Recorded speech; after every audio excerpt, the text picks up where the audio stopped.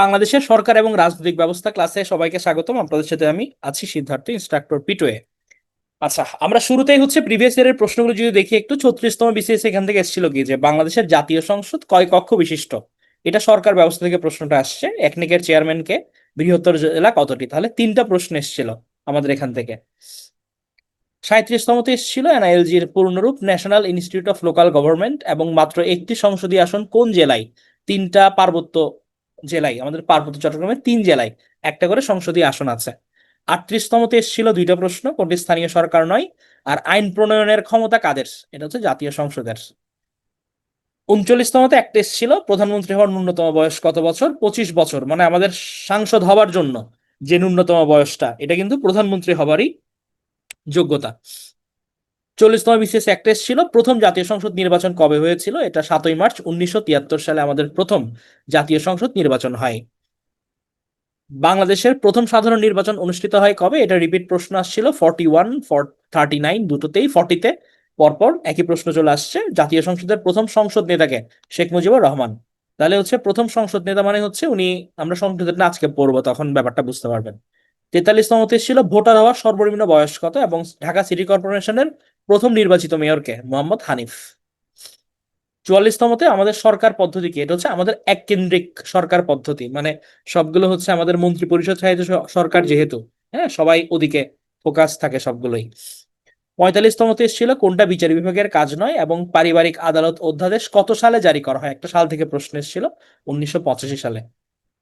46তমতে এসেছিল attorney general রাষ্ট্রের কোন অংশের কর্মকর্তা। আপনাদের যে বলছিলাম যে এই প্রশ্নটা করেছিলাম না, এটা 46 এসেছিল, হ্যাঁ, নির্বাহী বিভাগের তারা কিন্তু কর্মকর্তা। এটা আমরা প্রত্যেক বিশেষে আলাদা করে এটা পড়াই, আমাদের 46 এটা সরাসরি কমন পড়ে গেছিল আমাদের এখান থেকেই। এবং 48-এ তিনটা আসছে এখান থেকে। তাহলে কখন প্রথম প্রেসিডেন্ট পদ্ধতির সরকার গঠিত হয়, 1971 সালে।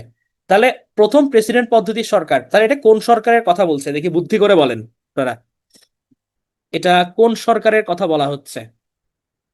এটা মুজিবনগর সরকারের কথা বলা হচ্ছে, ভেরি গুড। মাইশা, সাউন্ড কিন্তু আমার এদিক থেকে ঠিক আছে, আপনার ওদিকে হয়তো নেটওয়ার্ক জনিত ইস্যু, আমার এদিক থেকে একদম ক্রিস্টাল ক্লিয়ার। ম্যাকবুকের সাউন্ড এখানে আর ক্লিয়ার হওয়ার আর কোনো অবকাশ নাই। হ্যাঁ, so আমার মনে হয় নেটওয়ার্ক জনিত সমস্যা আপনার দিক থেকে, আপনি হয় ভলিউম চেঞ্জ করেন, না হলে একটু লিভ নিয়ে আবার জয়েন করেন। হ্যাঁ, ঠিক থাকার কথা।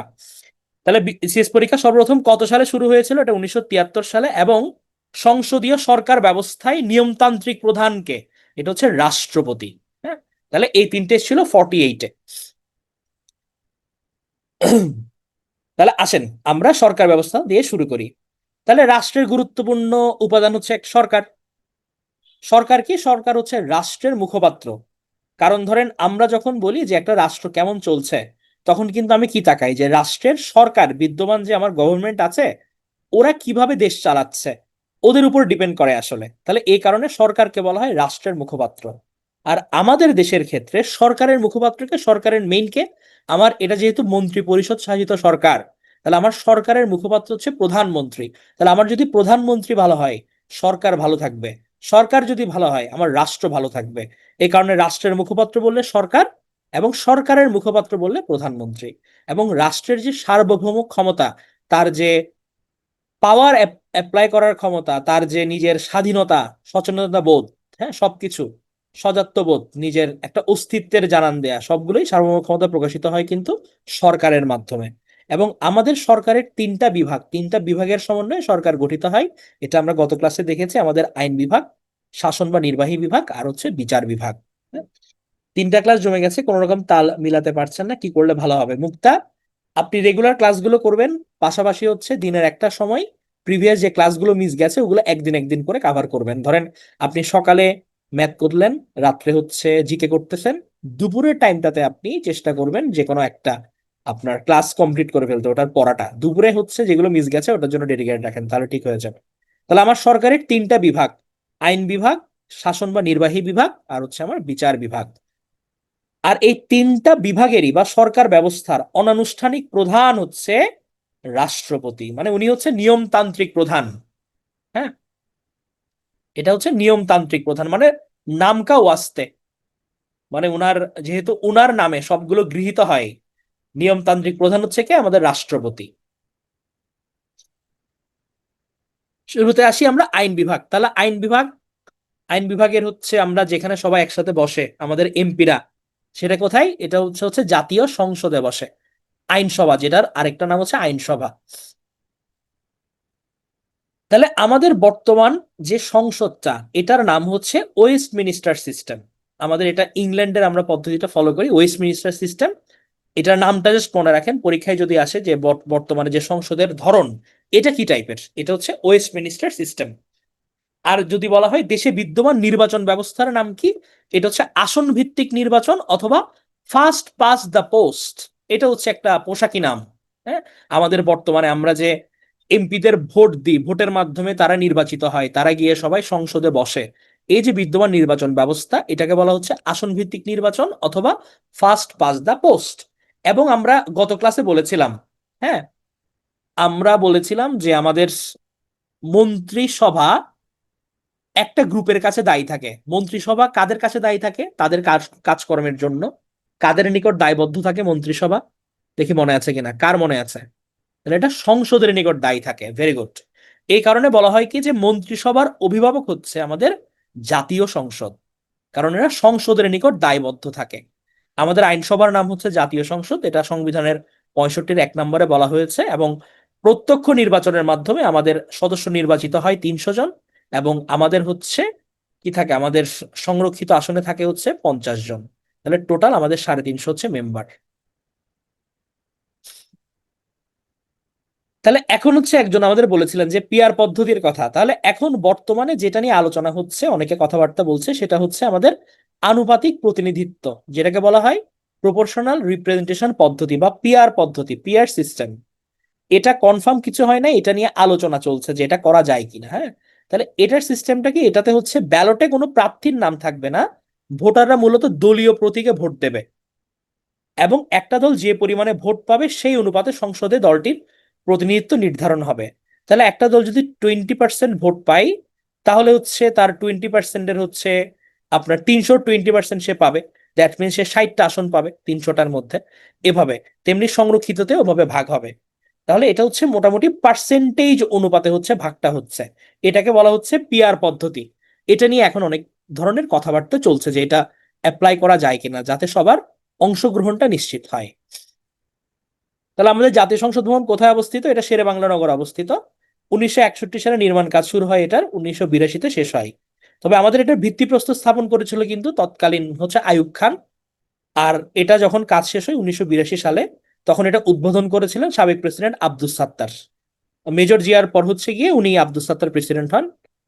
এই কারণে হচ্ছে ওনার তখন এটা করা হয়। এখন প্রথম অধিবেশন অনুষ্ঠিত হয় হচ্ছে 15 ফেব্রুয়ারি 1982 সালে। উচ্চকক্ষ নিম্নকক্ষ হচ্ছে গিয়ে সংসদে দুই ধরনের কক্ষ থাকে, দুইটা। আমরা অনেক দেশেই দেখি, যেমন ইন্ডিয়াতে আছে, ইউএসএ, ও সব সব জায়গায় আমরা দেখি যে দুই কক্ষ, উচ্চকক্ষ নিম্নকক্ষ। এখানে নিম্নকক্ষের মধ্যে দেখা যায় কি মোটামুটি ভোটের মাধ্যমে নির্বাচিত মানুষজন থাকে। আবার উচ্চকক্ষে অনেক সময় ভোটের মাধ্যমে নির্বাচিত থাকে। আবার অনেক দেশে হচ্ছে এক্সপার্ট মানুষজনদের উচ্চকক্ষে রাখা হয়। এই কারণে অনেকে প্রপোজ করছে যে আমাদের এখানে যদি দ্বিকক্ষ বিশিষ্ট করা যায় সংসদ, তখন এটা কেমন হয়। হ্যাঁ, স্থানীয় এমপি কিভাবে নির্ধারণ হবে নাম ছাড়া? এটা হচ্ছে গিয়ে ধরেন আমার মানে পিআর সিস্টেমের ঝামেলাটা আছে ওখানে। যে ধরেন একটা দল 60টা আসন পেল। এখন 60টা আসন পাওয়ার আগে সে তার নিজের দলের মধ্যে 60 জন সে সিলেক্ট করে রাখবে যে আমার অমুক অমুক অমুক আসনের মধ্যে সেট হবে। হ্যাঁ, এখন এখানে যেটা প্রবলেম হয়ে যায়, এমন হতে পারে ধরেন একটা দল হয়তো পুরো দেশে 1% ভোট পাইলো, তাহলে 1% মানে সে 3টা আসন পাবে। এখন ধরেন তাদের ভাগ্যে পড়লো হইতে পারে ধরেন চট্টগ্রামের 3টা আসন পড়লো। এখন তার 3জন নেতা কেউ চট্টগ্রামের থেকে না। তাহলে পিআর পদ্ধতিতে ধরেন যে লোকটা নির্বাচিত হবে সে যদি ওই এলাকার অধিবাসী না হয়, তাহলে সেই ক্ষেত্রে আসলে ওই এলাকার উন্নয়নটা কিভাবে হবে, এই জিনিসটা প্রশ্নবিদ্ধ থেকে যায়। তো এগুলো আসলে হচ্ছে থিওরিটিক্যাল কথাবার্তাই এখানে ম্যাক্সিমাম চলতেছে। তবে যদি এটা অ্যাপ্লাই করতে চাই, তাহলে এখানের মধ্যে কিছু অ্যাডজাস্টমেন্ট এনে অ্যাপ্লাই করতে হবে। হ্যাঁ, না হলে হচ্ছে এটা ঝামেলা হয়ে যাবে। পিআর এর ফুল মিনিং হচ্ছে প্রপোর্শনাল রিপ্রেজেন্টেশন। না, প্রেসিডেন্টের জন্য হচ্ছে তাকে, হ্যাঁ, তাকে তার ওভাবে যোগ্যতা থাকতে হয় সাংসদ হওয়ার জন্য। তবে হচ্ছে এমপি একদম যে ফিক্সড হতে হয় ব্যাপারটা এরকম না, অনেক সময় হচ্ছে এমপির বাইরে থেকে ও হচ্ছে করা যায়। তবে আমাদের এখানে সবসময় রাজনৈতিক আসলে যারা আছে তাদেরকেই করা হয়েছে বরাবরই। তাহলে এটা হচ্ছে শেরেবাংলা নগর, ঢাকাতে অবস্থিত। আমাদের এটা স্থপতি বা নকশাকার হচ্ছে গিয়ে মার্কিন স্থপতি লুয়াই কান, জন্ম হচ্ছে তার এস্তোনিয়াতে। সহকারী স্থপতি হচ্ছে মাজহারুল ইসলাম। তো লুইয়াই কানের মৃত্যুর পর হচ্ছে অবশিষ্ট কাজটা সম্পন্ন করেছিলেন হেনরি উইলকট। এগুলো মুখস্থ করার প্রয়োজন না, জাস্ট একবার জেনে রাখা। সংসদ ভবনের উচ্চতা প্রায়, এটা 9 তলা উচ্চতার, 215 একর। এখানে দুইটা ভিআইপি গ্যালারি আছে। এবং সংসদ ভবনের পেছনে আছে ক্রিসেন্ট লেক। ক্রিসেন্ট লেকটা সংসদ ভবনের পেছনে অবস্থিত। এটা একটু মনে রাখিয়েন, কারণ মানে ক্রিসেন্ট লেকটা হঠাৎ করে শুনলে মনে হয় যে এটা কি বিদেশের কোনো লেক কিনা, কিন্তু এটা আমাদের সংসদ ভবনের পেছনে যে লেকটা, এটার নামই হচ্ছে ক্রিসেন্ট লেক। উচ্চকক্ষ নিম্নকক্ষ নিয়ে হাসান, এটা এখন আপাতত মাথায় নেওয়ার দরকার নাই। এটা পরীক্ষার জন্য আপাতত গুরুত্বপূর্ণ না। হ্যাঁ, এটা আমাদের দেশে এখনো দ্বিকক্ষ এটা হয় নাই। এটা কিভাবে নির্বাচিত হবে এটার কোনো আউটলাইন এখনো ফরমেশন হয় নাই, এক এক দেশে এক এক রকম ভাবে হয়। তো এই কারণে আপাতত এটা লাগছে না। হ্যাঁ, রিসেন্টলি হচ্ছে বিহাইন্ড দ্য পার্লামেন্ট। তাহলে স্পিকার, এটা খুবই গুরুত্বপূর্ণ। তাহলে স্পিকারের কাজ কি? স্পিকার হচ্ছে জাতীয় সংসদের সভাপতি। এই লাইনগুলো খুব গুরুত্বপূর্ণ, পরীক্ষায় সরাসরি আসবে। জাতীয় সংসদের সভাপতি কে? তার উত্তর হচ্ছে আমাদের স্পিকার। এবং উনি হচ্ছে গিয়ে সংসদ সচিবালয়ের প্রধান। সংসদ সচিবালয়ের প্রধান। তাহলে এই দুইটা ইনফরমেশন গুরুত্বপূর্ণ। তাহলে উনি জাতীয় সংসদের সভাপতি এবং সংসদ সচিবালয়ের প্রধান। মানে সংসদের জন্য একটা ডেডিকেটেড সচিবালয় থাকে, যেখানে কর্মকর্তারা সংসদ সংশ্লিষ্ট সব ধরনের কাজকর্ম করে। এবং ওই সংসদ সচিবালয়ের প্রধান হচ্ছে স্পিকার। এবং উনি কিন্তু জাতীয় সংসদের সভাপতি। এবং এই যে স্পিকার, ডেপুটি স্পিকার, ওনারা নির্বাচিত হচ্ছে এমপিদের ভোটের মাধ্যমে। ওনাদের বেতন ভাতা একটা নির্দিষ্ট করা থাকে, সংযুক্ত তহবিল ওখান থেকে দেওয়া হয়। এবং স্পিকার মূলত শপথে বহাল থাকে পরবর্তী নির্বাচনের পর, স্পিকার নির্বাচিত হওয়ার আগ পর্যন্ত। হ্যাঁ, ধরেন হচ্ছে কি আমার একটা দল এখন ক্ষমতায় আছে, 5 বছর পর আরেকটা দল ক্ষমতায় আসলো। হ্যাঁ, কিন্তু নতুন দলের স্পিকার নির্বাচিত হওয়ার আগ পর্যন্ত আগের দলের যে স্পিকারটা, আগের সংসদের যে স্পিকারটা ছিল, যিনি স্পিকার ছিলেন, উনি কিন্তু থেকে যাবেন। উনি হচ্ছে গিয়ে তাদেরকে শপথ পড়াবেন নতুনদের। পরে তাদের মধ্য থেকে যখন স্পিকার নির্বাচিত হবে নতুন করে, তখন উনি তার কাছে দায়িত্ব হস্তান্তর করে চলে যাবেন। তাহলে এই পুরো স্লাইডের মধ্যে মূল কথা হচ্ছে জাতীয় সংসদের সভাপতিকে স্পিকার, সংসদ সচিবালয়ের প্রধানকে স্পিকার। তাহলে স্পিকার কি করে? সংসদের কার্যপ্রণালী নিয়োগ নির্ধারণ করে। নির্বাচিত আর নিয়োগের মধ্যে পার্থক্য কি? নির্বাচিত মানে সে নির্বাচিত হয়েছে, ইলেক্টেড। আর নিয়োগ মানে সে নির্বাচিত হতে পারে, অন্যজন তাকে নিযুক্ত করছে, এটাই। তাহলে সে কার্যপ্রণালী নির্ধারণ করে। স্পিকার হচ্ছে সংসদ নেতা বা প্রধানমন্ত্রীর সাথে আলোচনা করে যে কিভাবে কি, ধরেন আমার হচ্ছে আজকে একটা মিটিং, মিটিং এর আগে কিছু এজেন্ডা ঠিক করতে হয়, কি কি বিষয় নিয়ে আলোচনা হবে। তাহলে এগুলো উনি ঠিক করেন। হ্যাঁ, সংসদ নেতা বা প্রধানমন্ত্রীর সাথে কথা বলে। না না না, স্পিকার হতে হলে আপনাকে এমপি হতে হবে। আপনি এমপি ছাড়া স্পিকার হতে পারবেন না। আবার আপনি হচ্ছে ক্যাডার হয়ে আবার এমপি হইতে পারবেন না, কিন্তু এটা মনে রাখিয়েন। আমাদের এমপি হওয়া, মন্ত্রী হওয়া, এগুলো কিন্তু কোনো কিছুই আপনি রাষ্ট্রীয় লাভজনক পদে থেকে অনেক কিছু করতে পারবেন না। আপনাকে অবসর নিতে হবে, তারপর গিয়ে আপনি হচ্ছে করতে পারেন, অথবা জব ছেড়ে করতে হবে, দুটো একসাথে করা যায় না। তাহলে যখন কোনো বিষয়ে দুই পক্ষ সমানভাবে বিভক্ত হয়ে যায়, আমরা জানি উনি নির্ণায়ক ভোট প্রদান করেন, কাস্টিং ভোট। তাহলে কাস্টিং ভোট কত নম্বরে ছিল? কাস্টিং ভোট এটা কত নম্বর অনুচ্ছেদ ছিল? এটা হচ্ছে 75 নম্বর অনুচ্ছেদ। ইয়েস। তাহলে শৃঙ্খলা ভঙ্গের জন্য সংসদ সদস্যদের সংসদ থেকে বহিষ্কার করতে পারেন স্পিকার। তাহলে উনি কিন্তু হচ্ছে কেউ যদি শৃঙ্খলা ভঙ্গ করে, তাহলে তাদের কিন্তু বহিষ্কার করতে পারে স্পিকার। এবং সংসদ সদস্যদেরকে শপথ পড়ান নবনির্বাচিত যারা, তাদেরকে পূর্ববর্তী সংসদের স্পিকার, উনি হচ্ছে শপথ পড়ান। ডেপুটি স্পিকার, যেহেতু উনি ডেপুটি, উনি স্পিকারকে সহযোগিতা করবে, অনুপস্থিত সংসদ পরিচালনা করবে। এবং যখন তার পদ শূন্য হবে তখন উনি হচ্ছে দায়িত্ব গ্রহণ করবেন। তাহলে এগুলো আমরা অলরেডি জানি। গণপরিষদের প্রথম স্পিকার, দেখে আপনারা বলেন আমাকে, জাতীয় সংসদের প্রথম স্পিকারের নাম কি? জাতীয় সংসদের প্রথম স্পিকারের নাম কি? জাতীয় সংসদ বলছে কিন্তু। ইয়েস। যারা হামিদ বলতেছেন, খুব প্রশ্ন খেয়াল করে উত্তর দেওয়ার সময় প্রশ্ন খেয়াল করতে হবে। হামিদ কি ছিল? শাহ আব্দুল হামিদ ছিলেন আমাদের গণপরিষদের। তাহলে জাতীয় সংসদ বলে মুহাম্মদুল্লাহ। আমাদের ভুল কিন্তু হয়ে যায় এভাবেই, আমাদের মাথায় উত্তর থাকে, কিন্তু যখন আমি প্রশ্ন দেখে অতি আবেগে লাফাই উত্তর করতে যাই, তখন হচ্ছে ভুল উত্তরটা সুন্দর করে দাগায় দিয়ে আসি। হ্যাঁ, এবং এটার ফলে যেটা হয়, এই কথাটা আমি প্রায় বলি, যে আমরা যখন এরকম অসংযতভাবে উত্তর দাগাই, না বুঝে উত্তর দাগাই, লোভ সংবরণ না করতে পেরে উত্তর দাগাই, তখন আমাদের যেটা ফুল প্যান্ট থাকে, ফুল প্যান্ট আমাদের হয়ে যায় হাফ প্যান্ট, হাফ প্যান্ট হয়ে যাবে নেগেটিভ মার্কিং খাইতে খাইতে খাইতে খাইতে। হাফ প্যান্টকে ফুল প্যান্ট করা যাবে না। এটা খুব সাবধান, বিসিএস এটা খুবই হয়। হ্যাঁ, যে আপনাকে প্রশ্ন এমন ভাবেই দিবে, হালকা করে হয়তো ট্রিক্স দিয়ে দিল, আর আপনি বুঝলেন না, ফাঁদে পা দিয়ে দিলেন। এই কারণে বুঝতে হয়, প্রশ্নটা ঠান্ডা মাথায় পড়ে আগে বুঝতে হয় যে কি বলা হচ্ছে, কি জানতে চাচ্ছে। হ্যাঁ রাইসা, এটা এটা কিন্তু লোভ সংবরণ করতে হবে এখন থেকে, যদি লোভ সংবরণ করা না যায়। অনেককে আমরা দেখি যে তার প্রিপারেশন ভালো কিন্তু বেশি থাকা থেকে নেগেটিভ মার্কিং এর কারণে আসে না। এটা কিন্তু খুব ডেঞ্জারাস। হ্যাঁ রাকিব, এটার জন্য হচ্ছে আহ বেশি বেশি প্রশ্ন সলভ করতে হবে। আমরা যে বারবার বলি যে প্রশ্ন সলভ করা, প্র্যাকটিস করা, এই কারণে বলা হয় যে যত বেশি প্রশ্ন সলভ করবে সে তত বেশি। ধরেন আমি একটা জিনিস রিভিশন দিচ্ছি, রিভিশনের দুইটা উপায় হতে পারে। একটা হচ্ছে ওই টপিকটা আমি পড়ি, লেকচার বুক থেকে পড়তে পারি। আরেকটা আমি করতে পারি হচ্ছে গিয়ে আমি লেকচার বুক থেকে হয়তো 10 মিনিট দ্রুত একটা চোখ বুলালাম, এরপর আমি আবার প্রশ্ন ব্যাংক থেকে প্রশ্ন সলভ করলাম রিভিশন দিতে গিয়ে। যে প্রশ্ন সলভ বেশি করে তার কিন্তু উপকারটা বেশি হয়। আমরা হয়তো মনে করি যে না, আমি যদি হচ্ছে হয়তো টপিকটা পড়ি আমার দ্রুত হবে এবং আমি মনে হয় মনে রাখতে পারবো। কিন্তু যেটা হয় যে ধরেন আপনি যখন প্রশ্ন সলভ করবেন, এই যে অপশনগুলো দেখে আপনার মনে যে কনফিউশন ক্রিয়েট হবে, এটার থেকে যখন বারবার প্র্যাকটিস করবেন তখন হচ্ছে মেইন পরীক্ষায় গিয়ে আর ভুলগুলো হয় না। হ্যাঁ, তো এগুলো হচ্ছে খুব খেয়াল রাখতে হবে। না, না দেখে লাভ দেওয়া এটা যাবে না।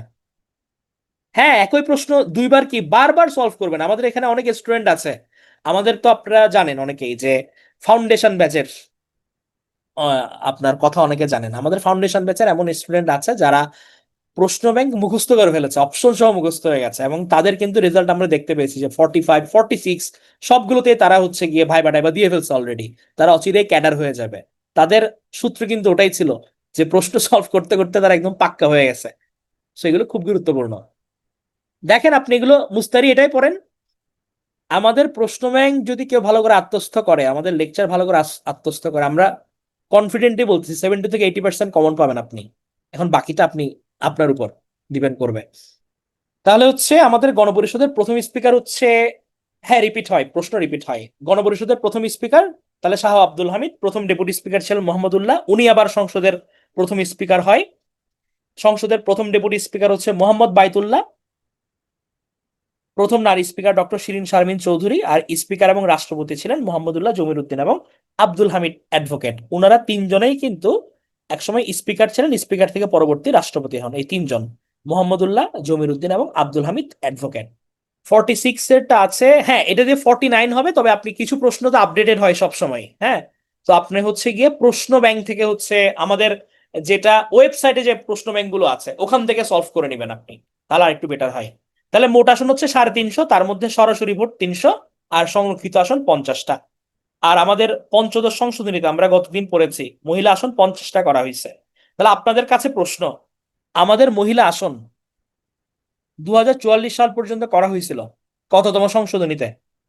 এটা হচ্ছে সপ্তদশে, ভেরি গুড, সপ্তদশ সংশোধনীতে এটা করা হয়েছিল 2044 সাল পর্যন্ত।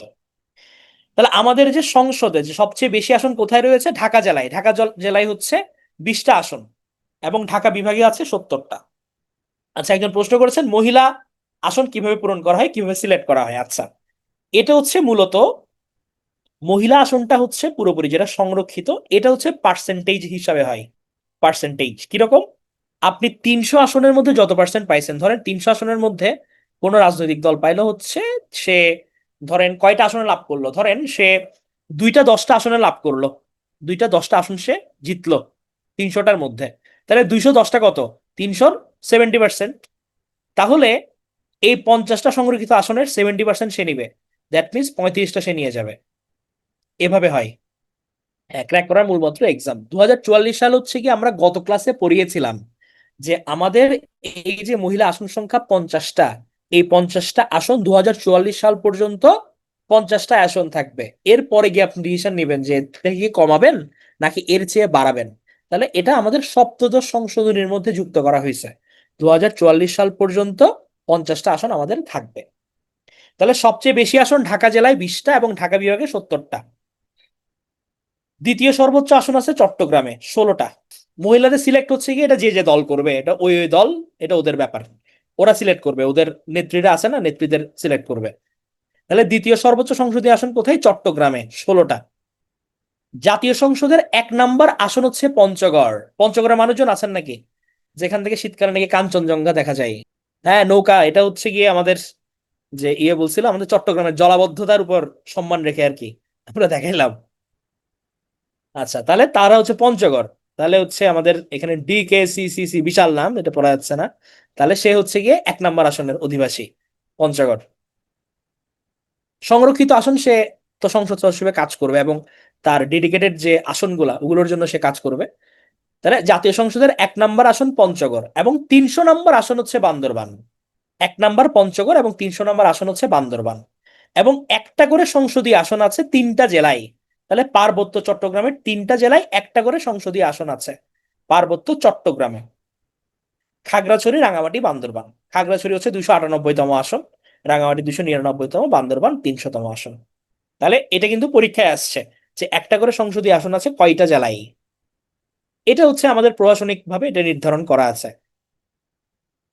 তাহলে আমাদের সর্বাধিক ভোটার কত? সর্বাধিক ভোটার হচ্ছে ঢাকা 19 আসনে। এখানে সবচেয়ে বেশি ভোটার ঢাকা 19-এ। আর সবচেয়ে কম ভোটার হচ্ছে ঝালকাঠি 1-এ। সর্বাধিক ভোটার ঢাকা 19 এবং হচ্ছে কম ভোটার ঝালকাঠি 1-এ।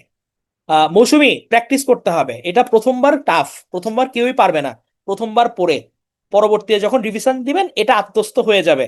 এত ভয় পাওয়ার কিছু নাই। আমাদের যখন আমরা ফাইনাল পরীক্ষা নিব, এর আগে তো 2-1 দিন আপনাদের দিব রিভিশন দেওয়ার জন্য, তখন ভালো করে আবার প্রশ্ন সলভ করবেন, আত্মস্থ হয়ে যাবে। ঢাকা 19 হচ্ছে গিয়ে এটা ব্রড একটা এরিয়া কাভার করে, সাভার টাভার ওদিকে সবকিছু মিলাই। তাহলে সর্বাধিক ভোটার হচ্ছে ঢাকা 19 এবং কম ভোটার হচ্ছে ঝালকাঠি 1। তাহলে জাতীয় সংসদের অভিভাবক কে? জাতীয় সংসদের অভিভাবক হচ্ছে রাষ্ট্রপতি, খুব গুরুত্বপূর্ণ। অভিভাবক। তাহলে যদি বলি জাতীয় সংসদের সভাপতি কে, উত্তর কি হবে? সভাপতি। সভাপতি হচ্ছে স্পিকার। আর প্রশ্নের মধ্যে যদি আসে জাতীয় সংসদের অভিভাবক কে, অভিভাবক হচ্ছে রাষ্ট্রপতি। তাহলে সে মুরব্বী, হ্যাঁ, নাইস এন্ড অ্যাট্রাকটিভ। তাহলে সুপ্পু সাহেব হচ্ছে কি আমাদের অভিভাবক। তাহলে সংসদে অধিবেশন আহ্বান করেন মহামান্য রাষ্ট্রপতি। আমাদের বর্তমান রাষ্ট্রপতি হচ্ছে 22তম। এটা জানলেই জাস্ট হবে, এটা অধিবেশন আহ্বান করেন, ইনফরমেশন আপনারা অলরেডি জানেন। এবার আসি আমাদের সংসদ নেতাকে। আমার সংখ্যাগরিষ্ঠ দল যে সবচেয়ে বেশি ভোট পাবে, ওই দলের প্রতিনিধি হচ্ছে সংসদ নেতা। নর্মালি আমাদের দেশে প্রধানমন্ত্রী সংসদ নেতা হন, কিন্তু আমাদের সংবিধানে আছে যদি প্রধানমন্ত্রী যদি অন্য কাউকে মনোনীত করে, তাহলে সেক্ষেত্রে সেও সংসদ নেতা হতে পারবে। তাহলে মূলত সংসদ নেতা হচ্ছে সংখ্যাগরিষ্ঠ দলের প্রতিনিধি। এবং আমরা অলরেডি জানি প্রজাতন্ত্রের নির্বাহী ক্ষমতা প্রযুক্ত হয় প্রধানমন্ত্রীর কর্তৃত্বে। খুব ইম্পর্টেন্ট একটা লাইন, এটা বারবার মনে করাই দেওয়ার জন্য দেওয়া। তাহলে প্রজাতন্ত্রের নির্বাহী ক্ষমতা কার নামে গৃহীত হয়? গৃহীত হয় কার নামে? গৃহীত হয় প্রেসিডেন্টের নামে। তাহলে প্রযুক্ত বললে প্রধানমন্ত্রী, আর গৃহীত হচ্ছে প্রেসিডেন্টের নামে। তাহলে সংখ্যাগরিষ্ঠ দলের প্রতিনিধি হচ্ছে আমাদের সংসদ নেতা। এরপর সংসদ নেতার অনুপস্থিতিতে দায়িত্ব পালন করে হচ্ছে সংসদ উপনেতা, উনিও নির্বাচিত হয়। হ্যাঁ, প্রধানমন্ত্রীর অনুপস্থিতিতে উনি দায়িত্ব পালন করেন।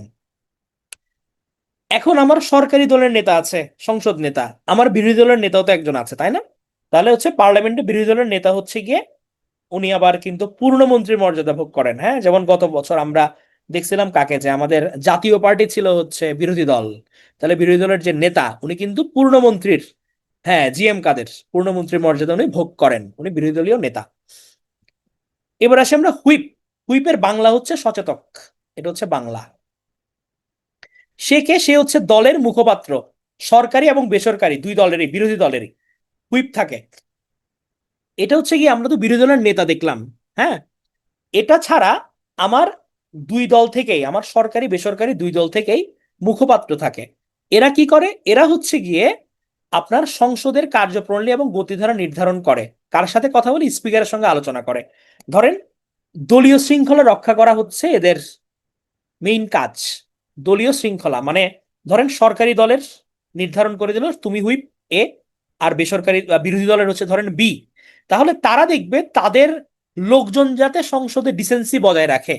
এবং ধরেন কোনো ধরনের ভোট হচ্ছে, তাহলে সে তার সব দলের ভোটগুলো সে জানান দিবে যে হ্যাঁ আমার দল এতটা ভোট দিছে, অথবা মানে সে দলের পক্ষ থেকে সবকিছু ওখানে ম্যানেজ করবে। এটা হচ্ছে হচ্ছে হুইপের কাজ। তাকে সরকারি দলের মুখপাত্র বলা হয়। হ্যাঁ, তাহলে উনি সংসদে দলীয় শৃঙ্খলা রক্ষা করে, এটা খুব গুরুত্বপূর্ণ, দলীয় ভাবমূর্তি অক্ষুণ্ণ রাখে। তাহলে আমরা এখানে সংসদের মধ্যে চিফ হুইপ দেখতে পাই। চিফ হুইপ ছাড়াও কিন্তু বিভিন্ন অ্যাসিস্ট্যান্ট হুইপ থাকে। বিরোধী দল, হ্যাঁ এটা সিআর এর মতো, কাইন্ড অফ এটা হচ্ছে সিআর এর মতো। ধরেন আমার পুরো ক্লাসের তো এমনি কন্ট্রোলে থাকতেছি স্পিকার। হ্যাঁ, আর এরপর আমার যে দুইটা দল, ওই দুইটা দলের মধ্যে হচ্ছে গিয়ে সরকারি এবং বিরোধী দল, দুইটা দলের মধ্যে আমি আবার ঠিক করে দিচ্ছি যে তোমরা আমার সঙ্গে সরাসরি যোগাযোগ করবা। স্পিকার তো আর সবার সাথে কথা বলবে না দলের ব্যাপারে। স্পিকার হচ্ছে হুইপের সাথে কথা বলবে যে আপনি ঠিক মতো আপনার দলের মানুষজনকে কন্ট্রোল করতে পারতেছেন না। হ্যাঁ, দুই দল থেকে দুইজন থাকে, তবে এখানের মধ্যে হচ্ছে আমার চিফ হুইপ থাকে। চিফ হুইপ ছাড়াও কিন্তু অন্যান্য অ্যাসিস্ট্যান্ট হুইপও থাকে অনেক সময়। এটা দলরাই ফিক্স করে। যেমন আমরা হচ্ছে গিয়ে গত ইয়েতে দেখেছিলাম, গত সরকারের মধ্যে চিফ হুইপ ছিল একজন, তারপর অ্যাসিস্ট্যান্ট হুইপ ছিল প্রায় 4-5 জন। যেমন মাশরাফি, মাশরাফি কিন্তু হচ্ছে অ্যাসিস্ট্যান্ট হুইপ ছিল, সহকারী হুইপ। হ্যাঁ, তাহলে এদের কাজ মূলত দলীয় শৃঙ্খলাটা রক্ষা করা। এখন আমার যে সংসদ যে নিয়ম কানুনগুলো পরিচালিত হয়, এগুলো কিছু বিধি অনুযায়ী পালিত হয়, এগুলোকে বলা হয় rules of procedure of parliament. Rules of procedure of parliament বলা হয়। হ্যাঁ, তাহলে এটা হচ্ছে কি যে আমার কার্যপ্রণালী বিধি গৃহীত হয় 1974 সালের 22শে জুলাই। এটা মূলত গৃহীত হয়েছিল। হ্যাঁ, তাহলে হচ্ছে পটিয়ার শামসুল হক, উনি কিন্তু হুইপ ছিলেন। তাহলে সংসদের কার্যপ্রণালী বিধি হচ্ছে এটা দ্বারা হচ্ছে মানে চলে। তো সংসদে কিছু স্থায়ী কমিটি থাকে, আমরা স্থায়ী কমিটির কথা পড়ছিলাম 76 নম্বর অনুচ্ছেদের মধ্যে। স্থায়ী কমিটি মানে হচ্ছে যে আমার ধরেন, ধরেন রেল বিষয়ক কমিটি, ধরেন আমার কৃষি বিষয়ক কমিটি, হ্যাঁ এরকম কিছু কমিটি গঠন করে দেওয়া হয়। এবং বলা হয় যে যে আমার দেশের যে বিভিন্ন উন্নয়ন ব্যবস্থা, ধরেন কৃষি সংক্রান্ত যে কোনো কিছু, অথবা রেল সংক্রান্ত যে কোনো কিছু, এটা হতে পারে যে জনপথ সংক্রান্ত যে কোনো কিছু, সড়কপথ সংক্রান্ত যে কোনো কিছু, এরকম বিভিন্ন কমিটি থাকে। এই কমিটি হচ্ছে, এই স্থায়ী কমিটিগুলো ওগুলো নিয়ে ডিল করে তারা। প্রত্যেক মন্ত্রণালয়ে এরকম স্থায়ী কমিটির সদস্য 10 জন, এবং স্থায়ী কমিটির যিনি প্রধান থাকে ওনাকে বলা হয় সভাপতি। সংসদীয় কমিটি আছে এরকম 11টা। তাহলে সংসদ সচিবালয়ের কথা আগেই বলছি যে আমাদের সংসদের কিন্তু নিজস্ব কিছু সচিবালয় থাকে, যারা মূলত শুধুমাত্র সংসদের কাজই করে। এবং সংসদ সচিবালয়ের প্রধান এবং প্রশাসনিক দায়িত্বে গিয়ে থাকে স্পিকার থাকে, উনি হচ্ছে ওটার প্রধান। তাহলে সংসদে কিন্তু বাংলায় রেকর্ড রাখা হয়। এবং আমরা যে সংরক্ষিত আসন দেখি না, আমাদের চতুর্থ সংসদে কিন্তু কোনো সংরক্ষিত আসন ছিল না মহিলাদের জন্য। স্পিকারের দায়িত্বপ্রাপ্ত অবস্থায় হচ্ছে আমাদের মৃত্যুবরণ করেছিলেন হুমায়ুন রশিদ চৌধুরী, উনি সপ্তম সংসদে উনি তখন মৃত্যুবরণ করেন। তাহলে রাষ্ট্রপতি যে আইন নিজে জারি করেন তাকে বলা হয় অধ্যাদেশ।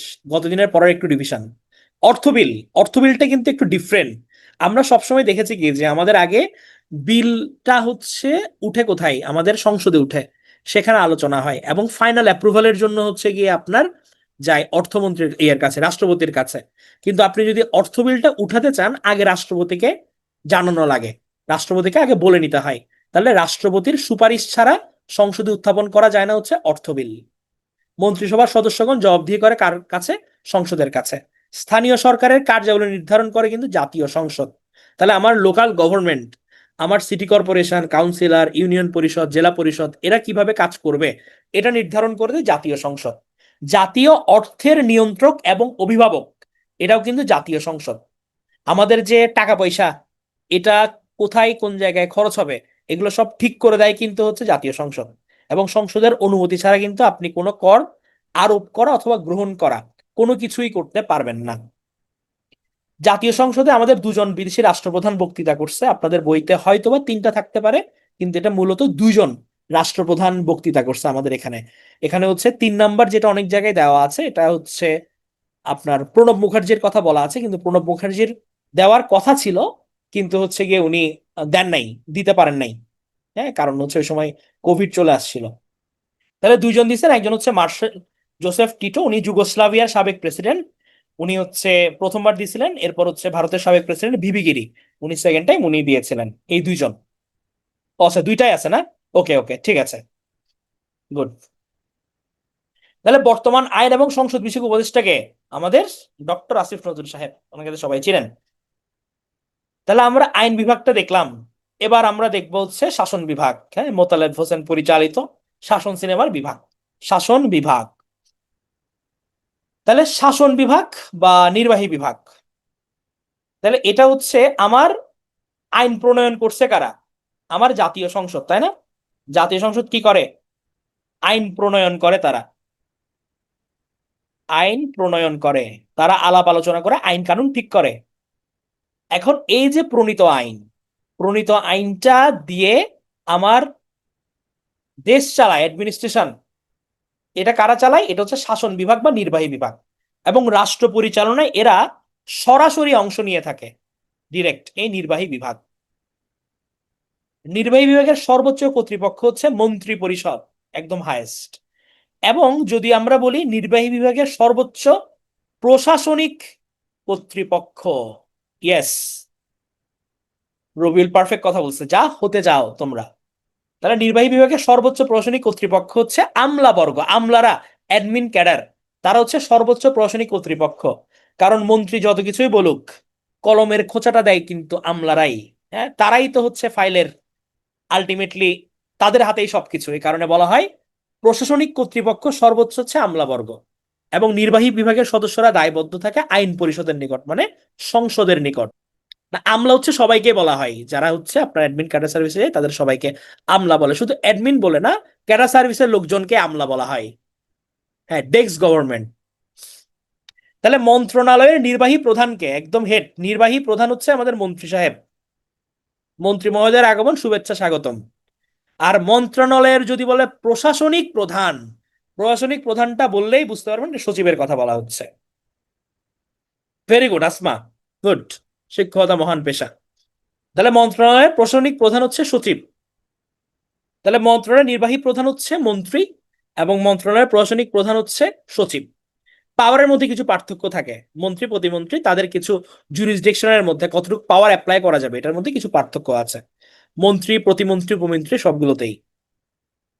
তাহলে শাসন বিভাগের সর্বোচ্চ ব্যক্তিকে, এটা বারবার আমাদের বলছি, তাহলে সর্বোচ্চ ব্যক্তি মানে হচ্ছে আমাদের রাষ্ট্রপতি, সব বিভাগেরই।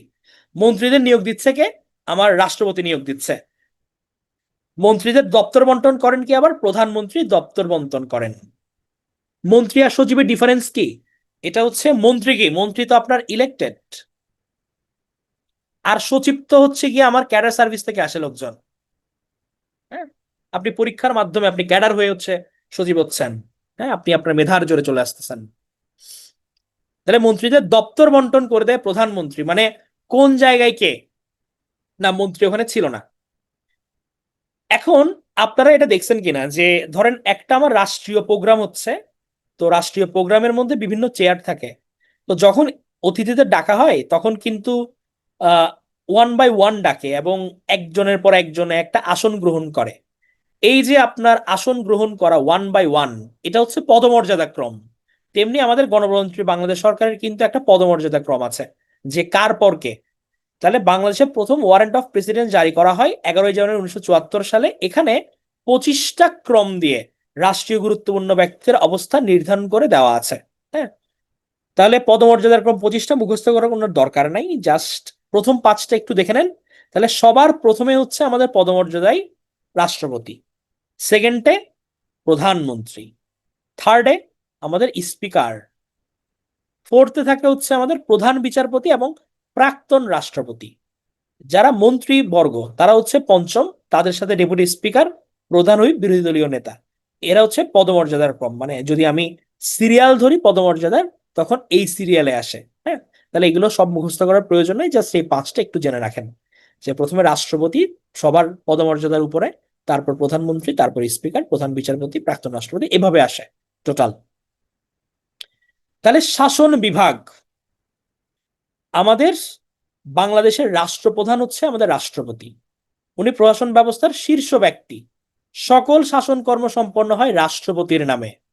এবং সংসদীয় সরকার ব্যবস্থায় রাষ্ট্রপতি হচ্ছেন নিয়মতান্ত্রিক শাসন প্রধান, শাসক প্রধান। মজার ব্যাপার হচ্ছে এই লাইনটা হুবহু পরীক্ষায় আসছে, এটা অনেকজনই গুলাইছে বিভিন্ন কোচিংয়ের মধ্যে, কিন্তু আমাদের একদম হুবহু এটা কোটের ছিল। পরীক্ষায় আসছে যে সংসদীয় সরকার ব্যবস্থায় নিয়মতান্ত্রিক শাসন প্রধান কে?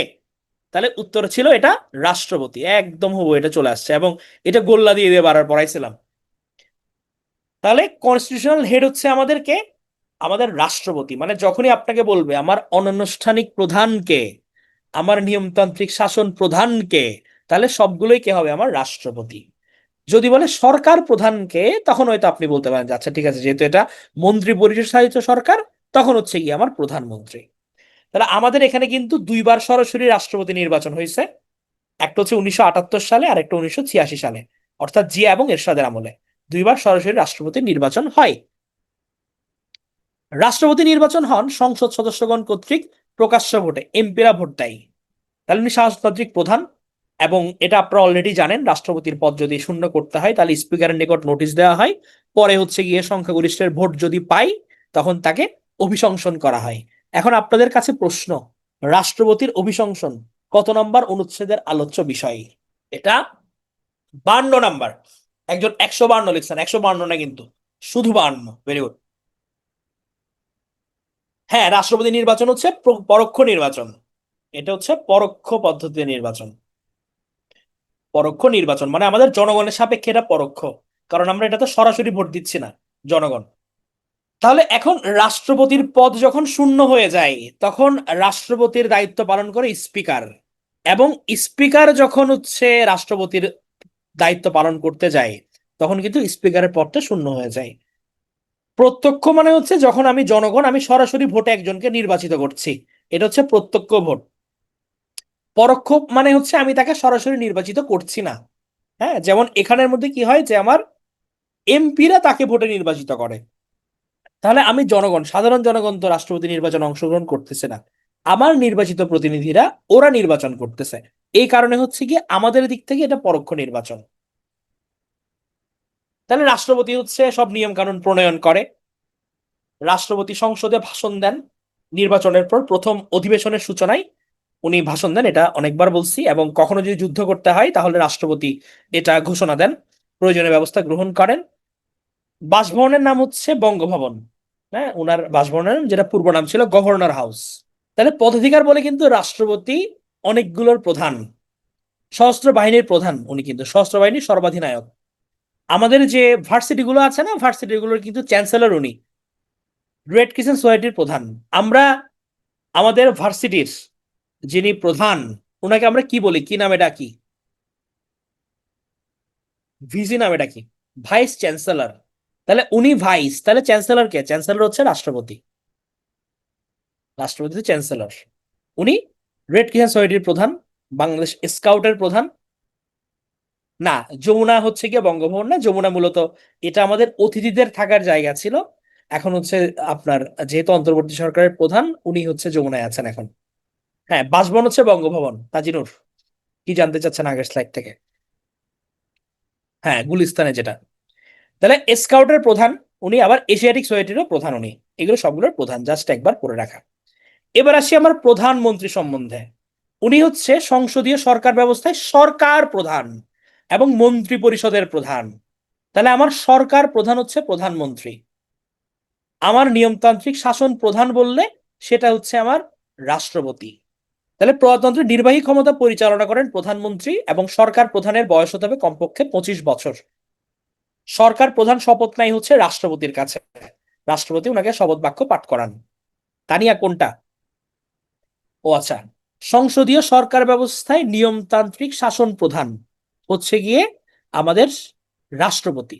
আর পরীক্ষায় যদি বলে যে আমার সংসদীয় সরকার ব্যবস্থায় সরকার প্রধানকে, তখন হচ্ছে হবে প্রধানমন্ত্রী। তাহলে আমার, হ্যাঁ, নির্বাহী প্রধান, অনানুষ্ঠানিক প্রধান, শাসনতান্ত্রিক প্রধান, যা কিছু বলে এটা হচ্ছে আমার রাষ্ট্রপতি। কিন্তু যদি আপনাকে বলে সরকারের প্রধান, আমার সরকারের মুখপাত্রকে, প্রধানমন্ত্রী, তাহলে সরকারের প্রধান, সরকারের মুখপাত্র সবগুলো হচ্ছে আমার প্রধানমন্ত্রী। কারণ আমার এটা কিন্তু মন্ত্রী পরিষদ শাসিত সরকার, আমার এখানে হর্তাকর্তা বিধাতা সবগুলো প্রধানমন্ত্রী। বাট জাস্ট নিয়ম রক্ষার্থে উনাকে আমরা দিয়ে দিলাম।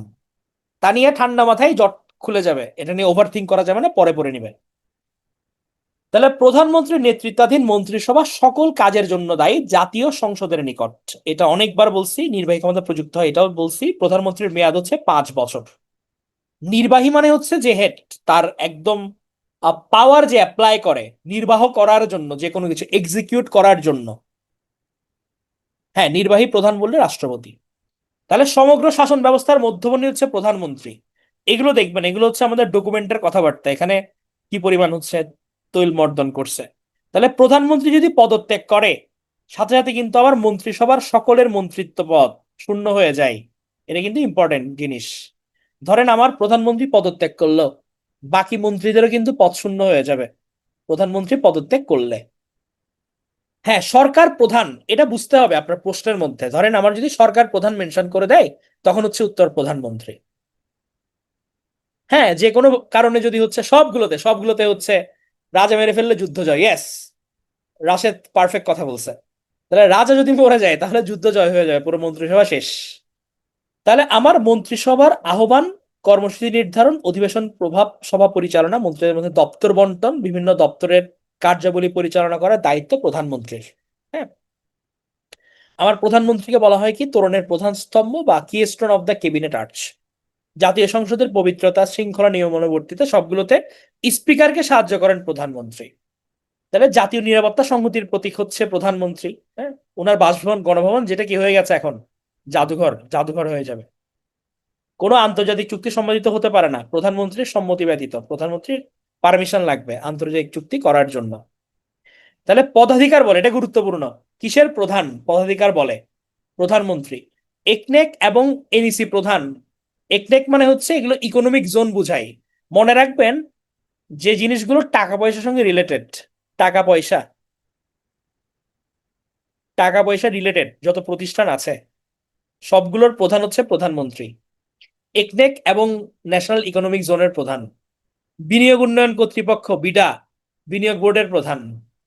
প্রশাসন সংস্কার এবং বাস্তবায়ন কমিটি, যেটা নিকার, নিকারের প্রধান।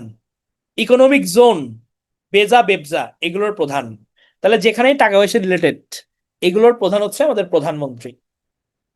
এছাড়া জাতীয় পরিবেশ এবং দুর্যোগ ব্যবস্থাপনা কমিটির প্রধান। রপ্তানি সংক্রান্ত জাতীয় কমিটির প্রধান। গ্রিন মার্ক মানে এগুলো বেশি গুরুত্বপূর্ণ। জাতীয় পর্যটন পরিষদের প্রধান, হ্যাঁ এখন প্রধান উপদেষ্টা। জাতীয় মহিলা এবং শিশু উন্নয়ন পরিষদ প্রধান। তাহলে পদাধিকার বলে হচ্ছে প্রধানমন্ত্রী এসব প্রতিষ্ঠানের প্রধান হন। নিকারের ফুল ফর্ম, নিকারের জন্য আলাদা ডেডিকেটেড স্লাইড আছে, এটা ফারহান এটা পাবে সামনে। তাহলে আমরা এখন যে তত্ত্বাবধায়ক সরকার দেখি, প্রথম তত্ত্বাবধায়ক সরকার গঠিত হয় 6 ডিসেম্বর 1990 সালে। হ্যাঁ, তো সাংবিধানিকভাবে আমরা যে তত্ত্বাবধায়ক সরকারের কথা বলি, এটা প্রথম গঠিত হয়েছিল কিন্তু 1996। হ্যাঁ, সাংবিধানিক ভাবে মানে মূল। তবে আমাদের 90-এর পরে কিন্তু তত্ত্বাবধায়ক সরকার, যেহেতু 90-এর ওই সময় এরশাদ পতন হয়ে গেছিল, ওই সময় হচ্ছে গিয়ে ইন দা মিন টাইম একটা তত্ত্বাবধায়ক সরকার ফরমেশন হয়। তাদের অধীনে হচ্ছে একটা নির্বাচন হয়েছিল প্রথম, যেটা ছিল পঞ্চম জাতীয় সংসদ নির্বাচন। এই কারণে বলা হয় যে তত্ত্বাবধায়ক সরকার পদ্ধতি অনুসরণ করে হচ্ছে 4টা নির্বাচন হয়, 91, 96, 2001, 2008। হ্যাঁ, তবে সাংবিধানিক কথাটা যদি ব্যবহার করে তাহলে সেক্ষেত্রে হচ্ছে গিয়ে তত্ত্বাবধায়ক সরকারের অধীনে প্রথম নির্বাচন হবে সপ্তম জাতীয় সংসদ নির্বাচন। হ্যাঁ, বুঝে গেছে? তাহলে তত্ত্বাবধায়ক সরকারের প্রথম গঠিত হয় 1990-এ, তাদের অধীনে একটা নির্বাচন হয়, এটা হচ্ছিল পঞ্চম জাতীয় সংসদ নির্বাচন। তবে একদম সমস্ত নিয়ম কানুন মেনটেন করে, সবকিছু করে তত্ত্বাবধায়ক সরকার প্রথম গঠিত হয়েছিল 1996 সালে।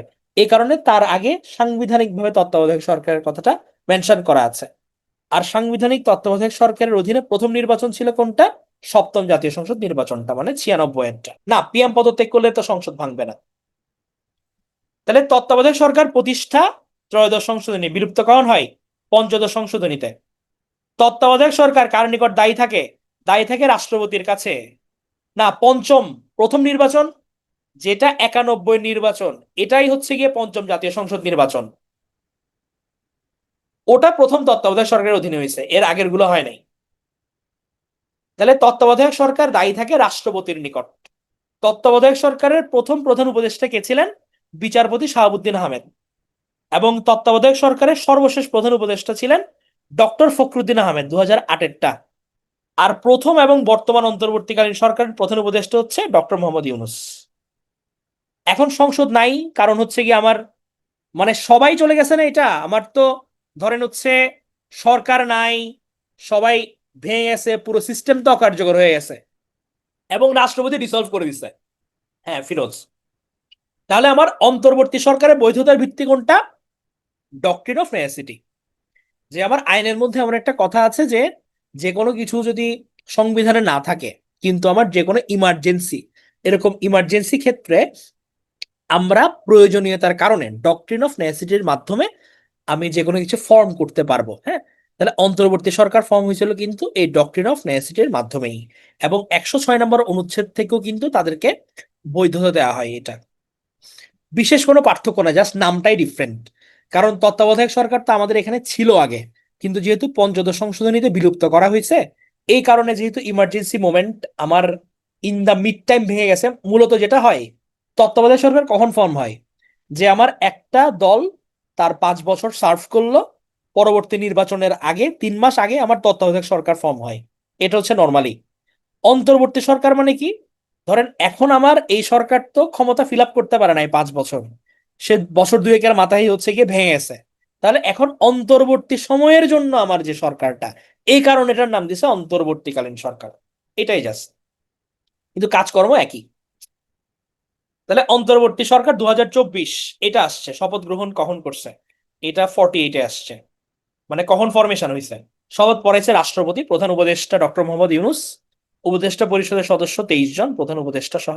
নারীর উপদেষ্টা এখানে আছে 4 জন, এবং বাংলাদেশ ব্যাংকের গভর্নরের বয়সসীমা তুলে দিয়েছে উপদেষ্টা পরিষদ। আগে কিন্তু গভর্নরের বয়সসীমা ছিল 67 বছর, 65 বছর ধরা হতো, বাট তারা হচ্ছে গিয়ে কি করছে, গভর্নরের বয়সসীমাটা উঠাই দিয়েছে। এটা ভালো কাজ করছে। কারণ আপনার মানে কিছু জিনিসের ক্ষেত্রে আসলে বয়সসীমাটা না থাকা ভালো। যেমন আপনারা ইউএস এর যদি আপনার কিছু ভিডিও আছে, কোর্টের ভিডিও, আপনি কেউ দেখছেন ইউএস এর বিভিন্ন বিচারের ভিডিও, মাঝে মাঝে রিলস এর মধ্যে আসে, ইউটিউবের মধ্যে আসে। হ্যাঁ, প্রেমা দেখছে। ওখানের ম্যাক্সিমাম মানুষজন ইয়ে না, সিনিয়র না, বয়স্ক বয়স্ক মানুষজন কিন্তু। ওরা ওরা ভ্যালু করে হচ্ছে যে মানুষের বয়স যত বেশি, তার তাহলে অভিজ্ঞতা তত বেশি, তাকে রাখি। ওদের কিন্তু ওরকম কোনো বয়স সীমা নাই।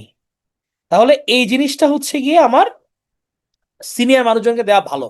যেমন গভর্নর, এটা তো খুবই সেন্সিটিভ পোস্ট না, যে আমার পুরো দেশের মধ্যে অর্থনীতিতে যে মানুষটা খুব ভালো বুঝবে তাকে আমি গভর্নর করব।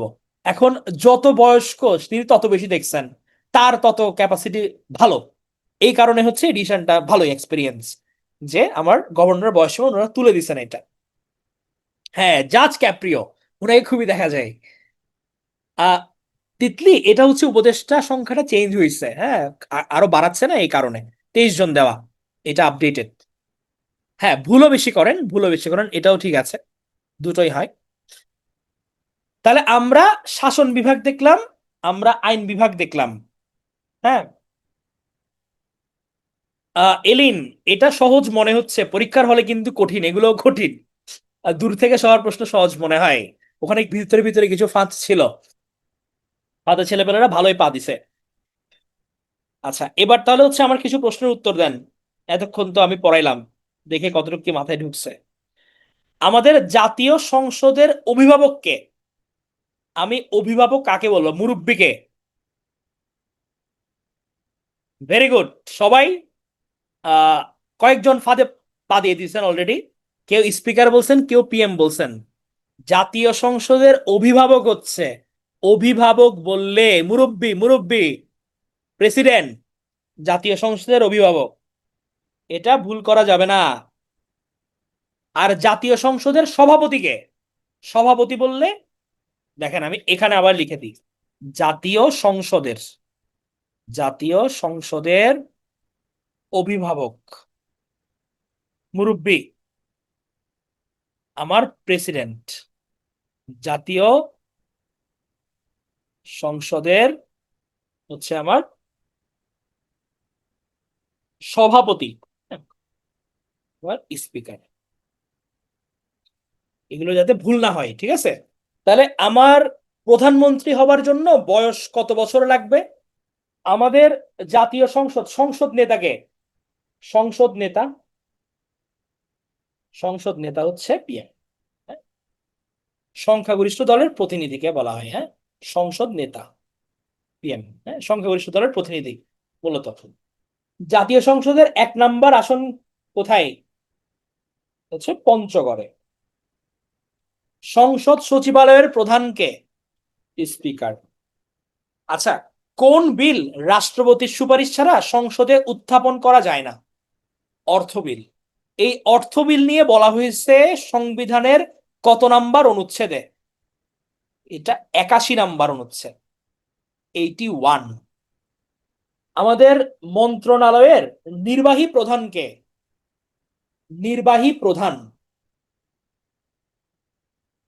মন্ত্রণালয়ের, মিনিস্টার, মন্ত্রী, মন্ত্রণালয়ের নির্বাহী প্রধান বললে মন্ত্রী, যদি বলে মন্ত্রণালয়ের প্রশাসনিক প্রধানকে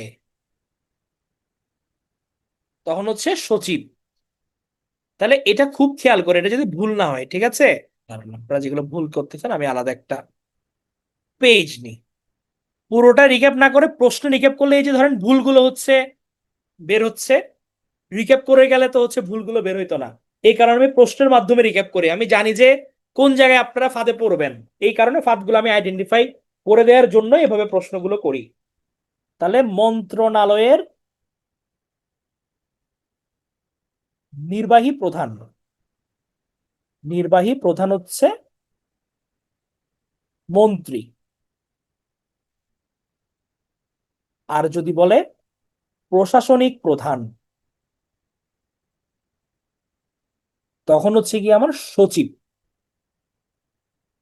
হ্যাঁ, এগুলো যাতে ভুল না হয়, খুব গুরুত্বপূর্ণ।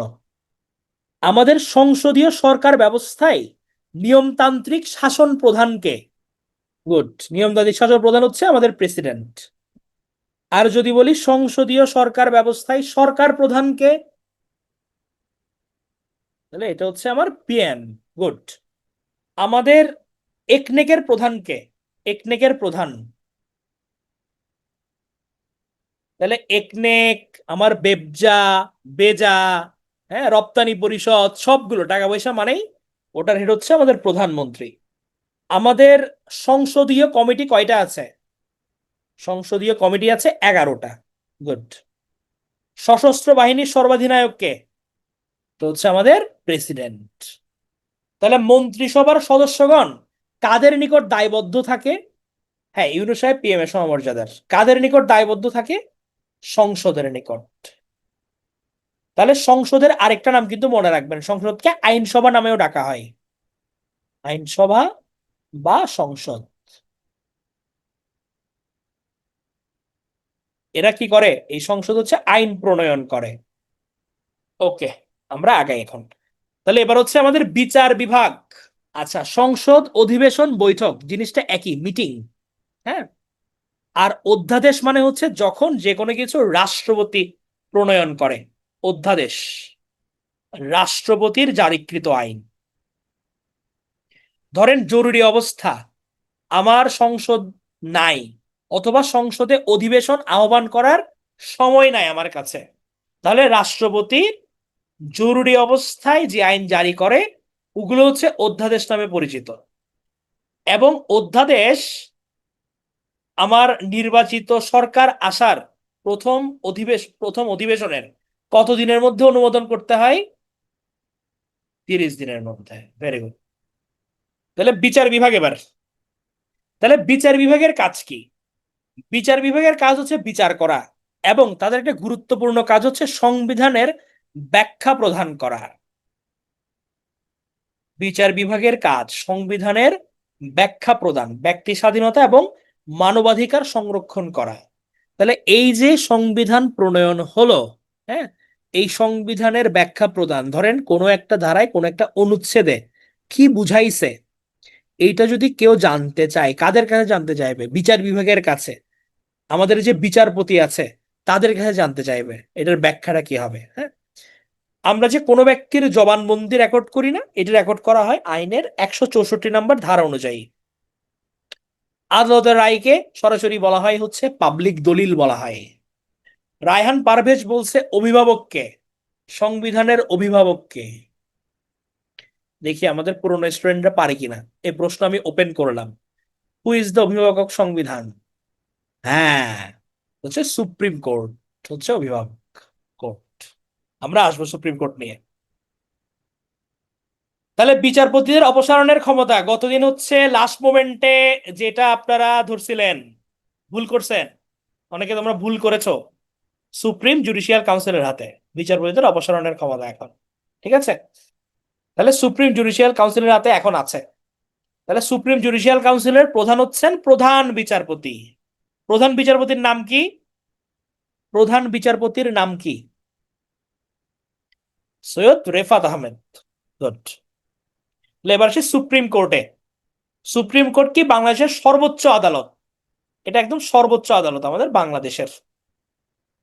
সুপ্রিম কোর্ট গঠিত হয় প্রধান বিচারপতি এবং অন্যান্য বিচারকদের নিয়ে।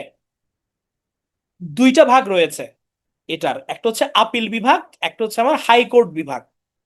তাহলে আপিল এবং হাইকোর্ট এই দুইটা ভাগের মধ্যে কোন বিভাগটা বড় বলেন তো? আপিল বিভাগ নাকি হাইকোর্ট বিভাগ? না, আপিল বিভাগ। আপিল বিভাগ এটা কিন্তু বড়, বড় ভাই। এটা হচ্ছে ছোট ভাই হাইকোর্ট বিভাগ। নামের মধ্যে হাই আছে বলে সে কিন্তু হাই না। তাহলে আপিল বিভাগের কাজ কি?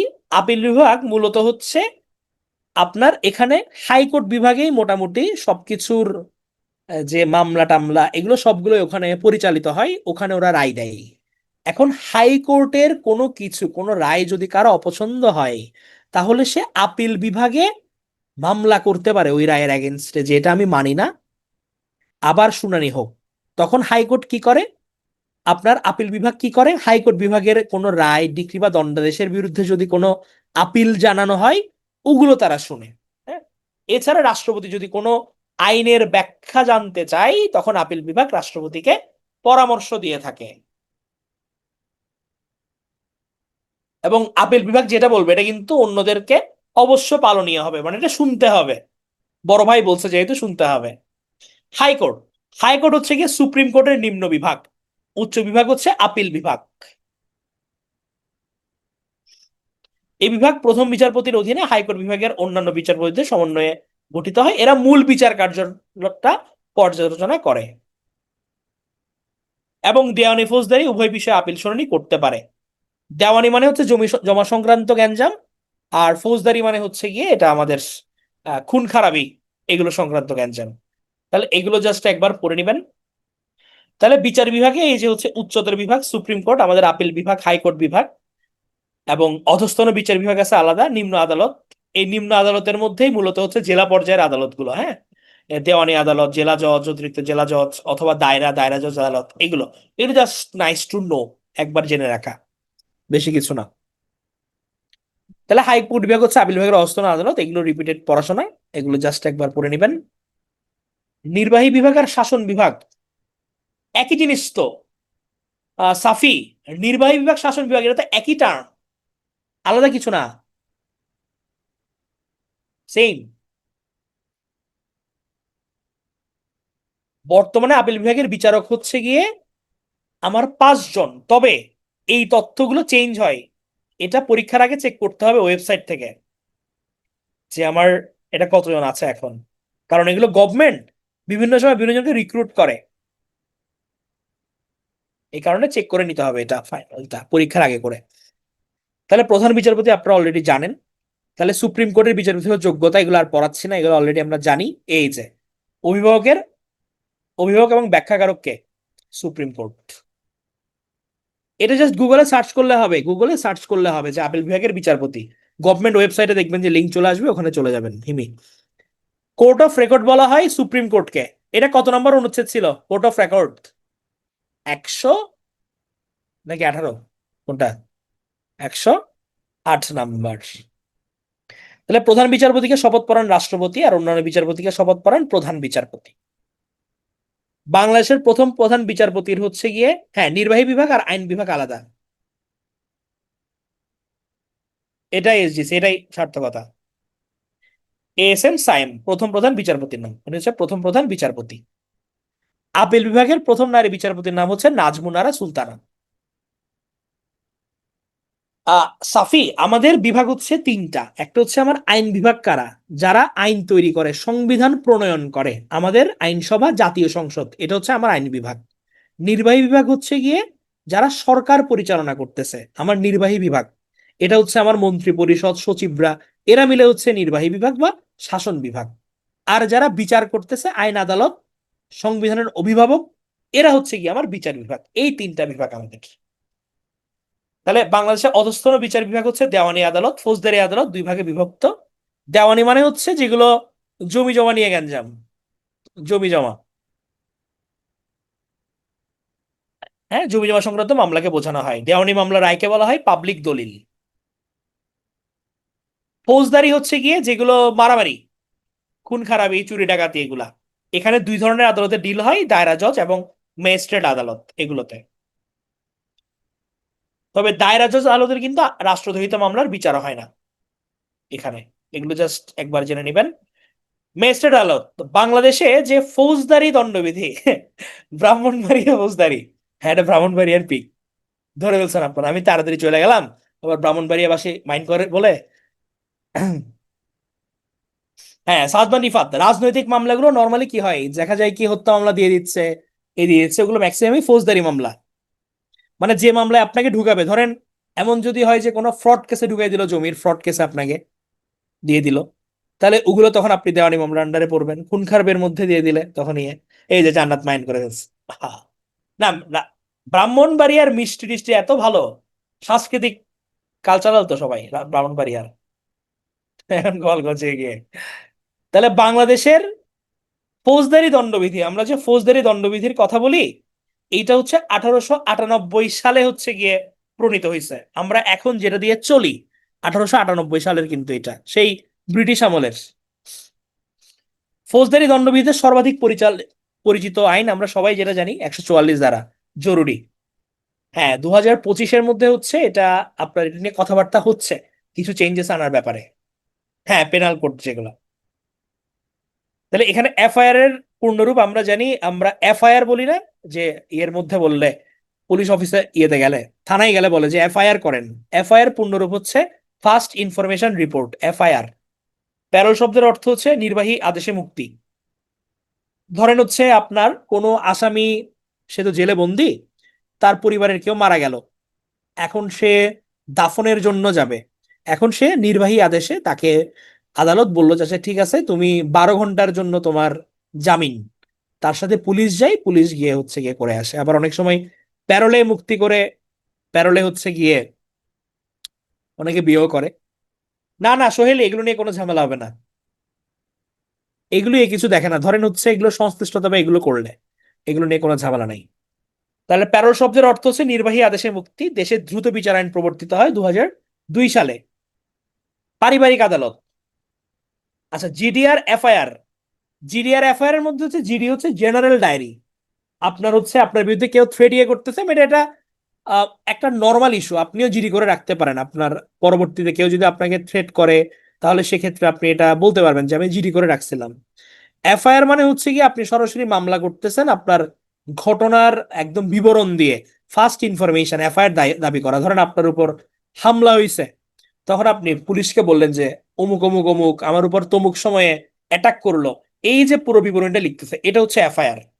আর জেনারেল ডায়েরি মানে হচ্ছে গিয়ে যে আপনি এরকম থ্রেট টেট পাইছেন, আপনি একটা জিডি করে রাখলেন। এফআইআর করতে হচ্ছে এটা নেয় না। হ্যাঁ হ্যাঁ, জলিয়াল এলবি খুবই মজার মুভি অবশ্য। তাহলে পারিবারিক আদালত। পারিবারিক আদালত হচ্ছে এটা, জাস্ট এটা মনে রাখেন যে পারিবারিক আদালত গঠিত হয় হচ্ছে 1961 অনুসারে। এটা মুসলিম পারিবারিক আইন অনুসারে, এবং অর্ডিন্যান্স জারি করা হয় 1985 সালে। এবং 2023 সালে হচ্ছে পারিবারিক আদালত অর্ডিন্যান্সটা রহিত করা হয়েছে, মানে বাতিল করা হয়েছিল। পারিবারিক আদালত আইন 2023 এখন চলে। হ্যাঁ, জিডি কাইন্ড অফ পূর্ববর্তী বলা যায়। পারিবারিক আদালত নিষ্পত্তি করে থাকে 5টি বিষয়: বিবাহ বিচ্ছেদ, দাম্পত্য অধিকার পুনরুদ্ধার, দেনমোহর, ভরণ পোষণ এবং অভিভাবকত্ব। হ্যাঁ, আপনি নিষ্পত্তি না হলে অবশ্যই উচ্চতর কোর্টে যেতে পারবেন। পরিবেশ আদালত, এটা 2000 সালে পাস হয়, এগুলো জাস্ট একবার রিডিং পড়বেন। শ্রম আদালত, এটার সংখ্যা 13টা, এটা গেজেট থেকে নেওয়া, 13টা গেজেটে দেওয়া আছে, অনেক জায়গায় 12টার কথা আছে। সদস্য 3 জন। না, ওরকম হচ্ছে করে না, এখন তো বলতেছে হচ্ছে এগুলো চেক করবে না, আশা করি করবে না। না, জুম আউট হয় নাই, ঠিক আছে তো। জুডিশিয়াল সার্ভিস কমিশন, এইটা বর্তমান চেয়ারম্যান বিচারপতি জুবাইর রহমান চৌধুরী। এটা ওরকম করার দরকার নাই, একবার জাস্ট পড়ে নিবেন রিডিং। বার কাউন্সিল, এটা একটু দেখবেন। বার কাউন্সিলের সভাপতিকে আমাদের অ্যাটর্নি জেনারেল। এবং আইনজীবী হওয়ার সর্বনিম্ন বয়স কত? 21 বছর। 21 বছর হলে আপনার আইনজীবী হতে পারবেন। তবে অবশ্যই আপনার ইয়ে থাকতে হবে, মানে লয়ার হওয়ার যোগ্যতা থাকতে হবে, না হলে বলতে পারবেন না যে আমার 21 বছর হয়ে গেছে, আমাকে আইনজীবী বানাই দেন। বিয়ে করা যাবে। ফৌজদারি দণ্ডবিধির 54 ধারা, এগুলো জাস্ট একবার রিডিং। এটা খুব গুরুত্বপূর্ণ বাংলাদেশের প্রশাসনিক কাঠামো। না না, এগুলো এগুলো ইয়ে হয় না। আপনি ধরেন হচ্ছে যদি আপনার দণ্ডভুক্ত হন, তখন সেক্ষেত্রে প্রবলেম হতে পারে, না হলে এগুলোতে ঝামেলা হয় না।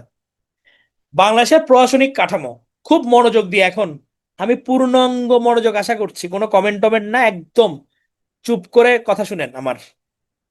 বাংলাদেশের প্রশাসনিক কাঠামো, আমরা আমাদের যে পুরো যে প্রশাসনিক ব্যবস্থা, এটাকে আমরা দুই ভাগে ভাগ করি। একটা হচ্ছে আমার কেন্দ্রীয় প্রশাসন, একটা হচ্ছে আমার মাঠ প্রশাসন।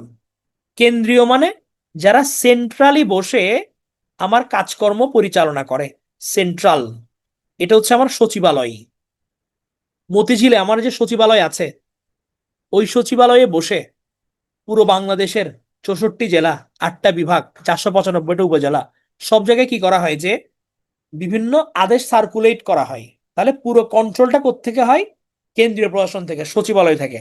তাহলে ফুল কন্ট্রোলটা চলে। আর এখানকার ডিসিশনগুলো যারা এক্সিকিউট করে, এরা হচ্ছে মাঠ প্রশাসন। মাঠ প্রশাসনে কে কে আছে? বিভাগীয় প্রশাসন, জেলা প্রশাসন, আর হচ্ছে উপজেলা প্রশাসন। তাহলে আমার রাষ্ট্রপতি, রাষ্ট্রপ্রধান, সরকার প্রধান, প্রধানমন্ত্রী, মন্ত্রী পরিষদের প্রধান, মন্ত্রীগণ, প্রশাসনিক কেন্দ্রস্থল হচ্ছে সচিবালয়। মন্ত্রণালয়ে আবার মন্ত্রী হচ্ছে নির্বাহী প্রধান, সচিব প্রশাসনিক প্রধান। মন্ত্রণালয়ের অধীনে আছে বিভাগ বা দপ্তর, আবার বিভাগের অধীনে থাকে হচ্ছে উপবিভাগ বা শাখা। এটার ডিটেল আমরা আসবো সামনে। তাহলে কেন্দ্রীয় প্রশাসনের কথা যে বললাম, সেন্ট্রাল, এখানে মূলত 4টা স্তরকে বুঝাই। হ্যাঁ, সবগুলো কিন্তু আমার একদম টপে তারা আছে আর কি। তাহলে সচিবালয়, মন্ত্রণালয়, অধিদপ্তর, পরিদপ্তর, এই 4টা হচ্ছে গিয়ে আমার কেন্দ্রীয় প্রশাসন। এগুলো জাস্ট ধরেন আপনি প্রথম যখন ক্যাডার হিসেবে জয়েন করলেন, তখন সহকারী সচিব থাকবেন, এরপর সিনিয়র সহকারী সচিব, এরপর পোস্ট পদোন্নতি পেয়ে উপসচিব, এরপর যুগ্ম সচিব, অতিরিক্ত সচিব এবং সচিব। এটা একদম হাইয়েস্ট পোস্ট। সচিব হয়েছেন মানে আপনি সর্বোচ্চ পদোন্নতি পেয়ে গেছেন অলরেডি। এরপর তো হচ্ছে মন্ত্রী, উপমন্ত্রী, প্রতিমন্ত্রী, এরা তো হচ্ছে আপনার ইলেক্টেড, আর এরা হচ্ছে অ্যাপয়েন্টেড। তাহলে সচিবালয়ের কথা বলতেছিলাম যে এখানে আসলে সবকিছুই হয়। হ্যাঁ, সচিবালয় গঠিত হয় মূলত মন্ত্রণালয়গুলোর সমন্বয়ে। বিভিন্ন মন্ত্রণালয়ের আন্ডারে কিন্তু সচিব থাকে। ওই সচিবালয়গুলো ওই মন্ত্রণালয়ের কাজগুলো করে। সকল নির্বাহী বিভাগীয় কাজ সম্পন্ন হয় সচিবালয়ে, একদম নিচ থেকে, সহকারী সচিব থেকে। মানে শিক্ষা ক্যাডারের ক্ষেত্রে অন্য, এটা মূলত হচ্ছে গিয়ে আপনার অ্যাডমিন, ফরেন, এদের ক্ষেত্রে হচ্ছে ওরা ডিরেক্ট সহকারী সচিবের কথা বলে আর কি। বাট মানে বিভিন্ন ক্যাডারে স্কেল সেম, এটার নামটা বিভিন্ন হয়, ভিন্ন ভিন্ন হয় আর কি। যেমন শিক্ষকদের ক্ষেত্রে অন্য ভাবে পদোন্নতিটা হয়, লেকচারার, অ্যাসিস্ট্যান্ট, অ্যাসোসিয়েট প্রফেসর, ফুল প্রফেসর, ওভাবে যায়। হ্যাঁ, প্রভাষক হিসেবে হয়। তাহলে সরকারের সকল নির্বাহী বিভাগীয় কার্য সম্পন্ন হয় সচিবালয়ে, এবং সকল ক্ষমতার আধার, সমস্ত পাওয়ার কিন্তু এই সচিবালয়ের। খুব পাওয়ারফুল করে কিন্তু। আছে, এডুকেশন ক্যাডার থেকে আছে। এটা কিছু বছর চাকরি করার পর একটা আন্তঃমন্ত্রণালয় হচ্ছে ক্যাডার চেঞ্জের একটা সুযোগ থাকে। তখন অনেকেই হচ্ছে গিয়ে ইন্টারনাল চেঞ্জ করে, তখন হওয়া যায়। তাহলে বাংলাদেশের প্রশাসনিক সকল সিদ্ধান্ত প্রণয়ন করে থাকে সচিবালয়। নীতি কর্মসূচি যত কিছু বললাম না আপনাদের, যে ডিসিশন মেক হবে কোথায়? সচিবালয়ে। ডিসিশন মেক সচিবালয়ে। হ্যাঁ, এবং বাংলাদেশের প্রশাসন কি এক কেন্দ্রিক প্রশাসন, এবং সচিবালয় হচ্ছে প্রাণ কেন্দ্র, কারণ আমাদের একটা সেন্টার সচিবালয়, মন্ত্রণালয় থেকে যেটা ডিসিশন আসবে এটা এক্সিকিউট হবে চারিদিকে। সচিবালয়ের প্রশাসনিক প্রধানকে সচিব। আমাদের জাতীয় জনসেবা দিবস 23 জুলাই, আন্তর্জাতিক জনসেবা দিবস হচ্ছে 23শে জুন। তাহলে সচিবালয় হচ্ছে টোটাল আছে 4টা আমাদের সচিবালয়। একটা বাংলাদেশ সচিবালয়, এটা হচ্ছে প্রধান সচিবালয়। জাতীয় সংসদ সচিবালয়, নির্বাচন কমিশন সচিবালয়, এবং কর্ম কমিশন সচিবালয়। তা নিয়ে এটা বলা যাচ্ছে না এখনই। তাহলে 4টা সচিবালয় আছে টোটাল। তাহলে নির্বাহী প্রধান হচ্ছে মন্ত্রী, এবং নির্বাহী প্রধানের প্রধান উপদেষ্টা প্রধান প্রশাসনিক কর্মকর্তা এবং মুখ্য হিসাব নিরীক্ষক হচ্ছে সচিব। তাহলে দেখেন, আমাদের মন্ত্রণালয়ের নির্বাহী প্রধান মন্ত্রী হতে পারে, কিন্তু আমার ওই মন্ত্রণালয় কিভাবে চলতেছে, কিভাবে ডিপার্টমেন্টাল চলতেছে, কার মুখ্য হিসাব নিরীক্ষক কি, টাকা পয়সার হিসাব কি, সবগুলোর হেড কিন্তু অন্য কিছু, সবগুলো সচিব, সচিবই সবকিছু ডিফাইন করে। হ্যাঁ, মানে মতিঝিল বলতে এটা ইয়েতে হয়েছে আর কি। হ্যাঁ, এখানে সচিবালয়গুলো মূল সবগুলো মতিঝিলাই, আমাদের পুরো যে সচিবালয় আছে ওইটাই। মন্ত্রীর প্রধান পরামর্শদাতা এবং প্রধান উপদেষ্টা হচ্ছে সচিব। আবার মন্ত্রণালয়ের মুখ্য হিসাব নিরীক্ষক ও টাকা পয়সার হিসাব রাখা কে, সচিব। তাহলে অধিদপ্তর পরিদপ্তরের কথা বলছি, যে হ্যাঁ পিএসসিটা হচ্ছে আগারগাঁওয়ে আছে, যেহেতু ওদের আলাদা বডি না সললি, ওইটা হচ্ছে এই কারণে আগারগাঁওয়ে। অধিদপ্তর হচ্ছে মন্ত্রণালয়ের অধীন প্রশাসনিক ইউনিট, যেমন সংসদে হচ্ছে সংসদ সচিবালয় থাকে, ওটা আবার ওদিকে, তবে ম্যাক্সিমামই হচ্ছে আমাদের মতিঝিলে। পরিদপ্তর এটা হচ্ছে অধিদপ্তরের অধীনে কোনো প্রশাসনিক ইউনিট থাকলে, প্রধান হচ্ছে মহাপরিচালক এবং পরিদপ্তরের প্রধান হচ্ছে পরিচালক। তাহলে এখানে বিভিন্ন সচিব আছে আবার। তাহলে সচিবের এই কাজগুলো আমরা দেখছি। সচিবের মধ্যে যিনি মন্ত্রী পরিষদ সচিব, উনি হচ্ছে মন্ত্রী পরিষদ সচিবের সাচিবিক দায়িত্ব পালন করেন।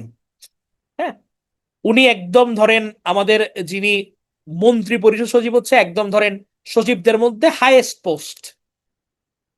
হ্যাঁ, উনি পদাধিকার বলে হচ্ছে আপনার সুপিরিয়র যে সিলেকশন বোর্ড, ওটার হচ্ছে গিয়ে সভাপতি থাকেন। হ্যাঁ, এটা হচ্ছে হাইয়েস্ট পোস্ট। বিভিন্ন মন্ত্রণালয়ের মধ্যে সমন্বয় সাধন করেন। আর মুখ্য সচিব হচ্ছে প্রধানমন্ত্রীকে হচ্ছে হেল্প করেন বিভিন্ন সাচিবিক দায়িত্ব পালনে।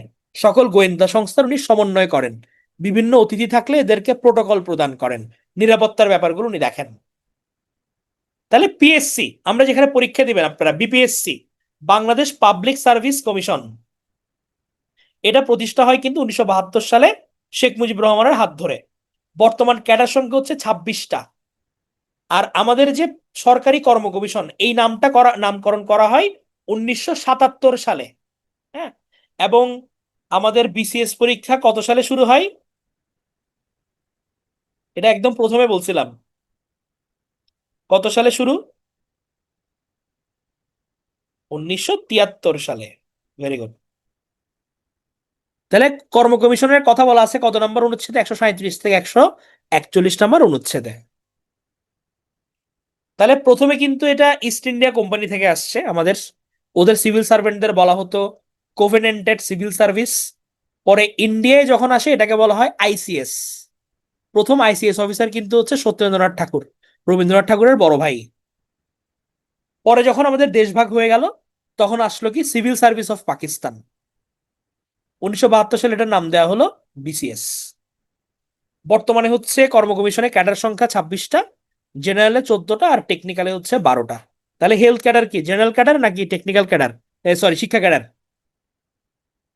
জেনারেল নাকি টেকনিক্যাল, তাহলে এটা টেকনিক্যাল ক্যাডার। এটা 12টার মধ্যে পড়ছে, টোটাল হচ্ছে আমাদের 26টা। এগুলো অত গুরুত্বপূর্ণ না, জাস্ট একবার রিডিং। যেখানে লোক প্রশাসন কেন্দ্র, বিপিএটিসি পাবলিক অ্যাডমিনিস্ট্রেশন, এটা হচ্ছে বিশেষ ক্যাডারদের প্রশিক্ষণ দেওয়া হয়। প্রশাসন একাডেমি যারা ফরেন ক্যাডারের, এটা শাহবাগে অবস্থিত ওদের একাডেমি, সরি অ্যাডমিন ক্যাডারে যারা, আর যারা ফরেন ক্যাডারে ওদের হচ্ছে গিয়ে ট্রেনিং হয় হচ্ছে সুগন্ধা বেইলি রোডে ফরেন সার্ভিস একাডেমিতে।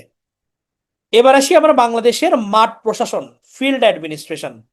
তাহলে মনে আছে মাঠ প্রশাসনের মধ্যে আমি 3টা প্রশাসনের নাম বলছিলাম, দেখি কমেন্টে লিখে ফেলেন তো।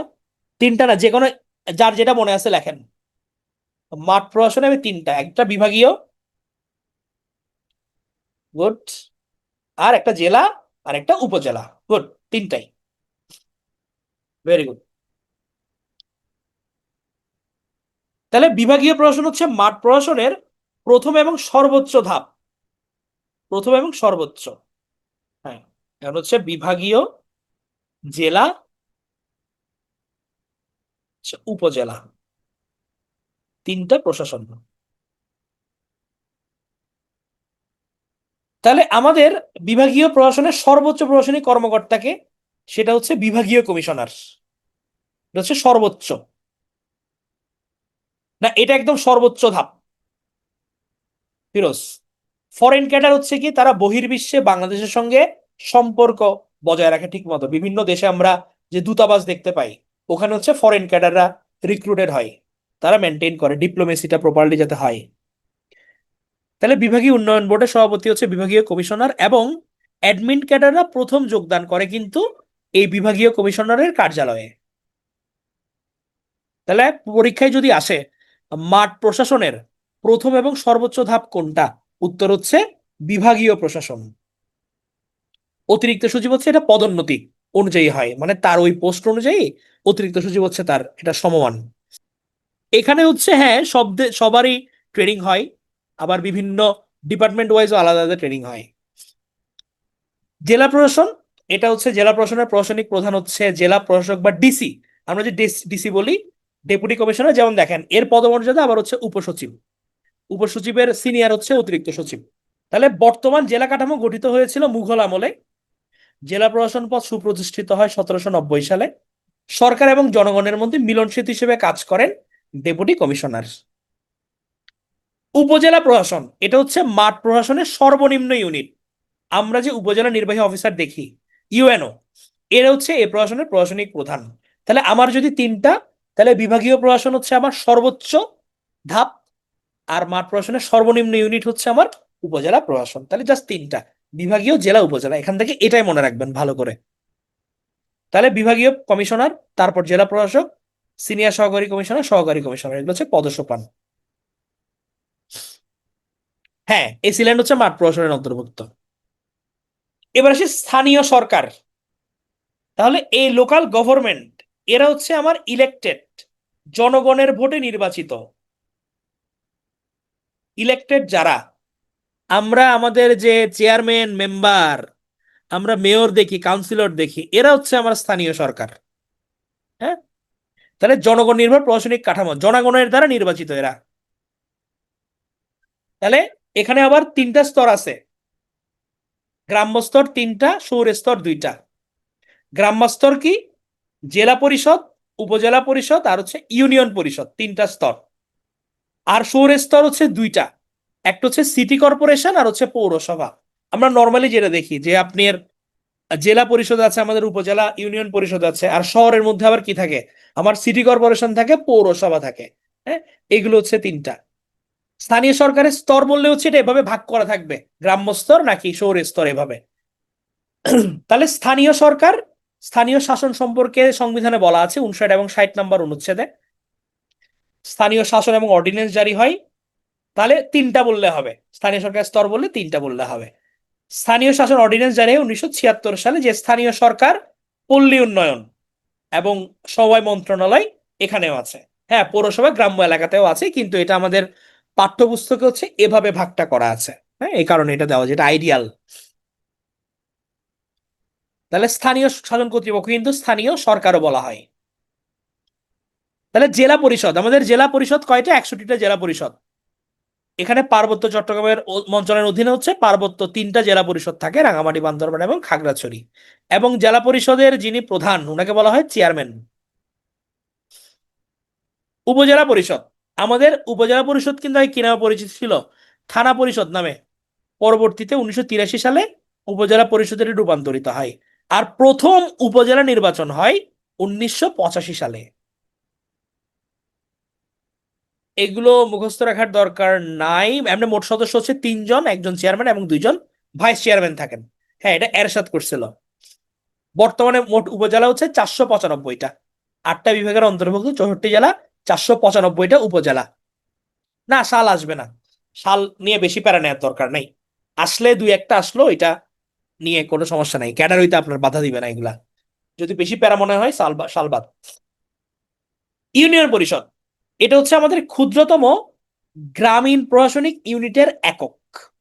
হ্যাঁ, ক্ষুদ্রতম গ্রামীণ প্রশাসনিক ইউনিটের একক হচ্ছে ইউনিয়ন পরিষদ, এটা একদম সর্বনিম্ন পর্যায়ে। মুঘল আমলে ইউনিয়ন পরিষদের নাম কি ছিল, পঞ্চায়েত ছিল। দলীয় প্রতীক নিয়ে প্রথম ইউনিয়ন পরিষদ নির্বাচন হয় 2016 সালে। এর আগে কিন্তু আমরা দলীয় প্রতীকে নির্বাচন দেখি নাই ইউনিয়ন পরিষদে। প্রথম ইউনিয়ন পরিষদ নির্বাচনে দলীয় প্রতীক দেওয়া হয় 2016 সালে। এটারও মেয়াদ কত? 5 বছর। মোট ইউনিয়ন হচ্ছে 4596টা। পৌরসভা, হ্যাঁ পঞ্চায়েত খুব দারুণ সিরিজ, দেখছেন নাকি আপনারা? জোস। তাহলে শহর এলাকার, আচ্ছা ইয়েস। ভুটকুন, শাহ পিলাও, বনরাকাস, যে ডান্সটা দিচ্ছে লাস্টটা দেখছেন? সেই। হ্যাঁ এটা হচ্ছে আপগ্রেডেড 4596টা।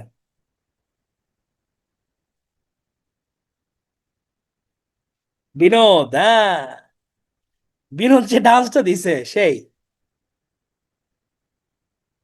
ফুলেরা, আচ্ছা সর। দেখ রাহা হ্যায় বিনোদ। তাহলে হচ্ছে ব্রিটিশ আমলে হচ্ছে ভূখণ্ডে ছিল 3টা পৌরসভা, পৌরসভা চেয়ারম্যানের বর্তমান পদবি হচ্ছে মেয়র। হ্যাঁ। আর কমিশনারদের বলা হয় হচ্ছে কাউন্সিলর। আর পৌরসভার মেয়র এবং কাউন্সিলরদের কার্যকাল হচ্ছে 5 বছর। হ্যাঁ গারিব হ্যায় গাদ্দার নেহি। 5 মিনিট ব্রেক জনি, শেষ হয়ে যাবে, বেশিক্ষণ আর নাই, ব্রেক লাগবে না, শেষ হয়ে যাবে। এগুলো তো প্রয়োজন নাই, প্রথম চেয়ারম্যান টেয়ারম্যান এগুলো লাগবে না। এটা জাস্ট দেখেন, ঢাকা পৌরসভা ঢাকা মিউনিসিপাল কর্পোরেশনে পরিণত হয় 1978 সালে। সিটি কর্পোরেশন আমাদের প্রথম হয়েছে 1990 সালে এটা। হ্যাঁ। আর ঢাকা সিটি কর্পোরেশনের প্রথম নির্বাচিত মেয়র হচ্ছে মোহাম্মদ হানিফ। পৌরসভা গঠিত হয় 13 জন প্রতিনিধি নিয়ে।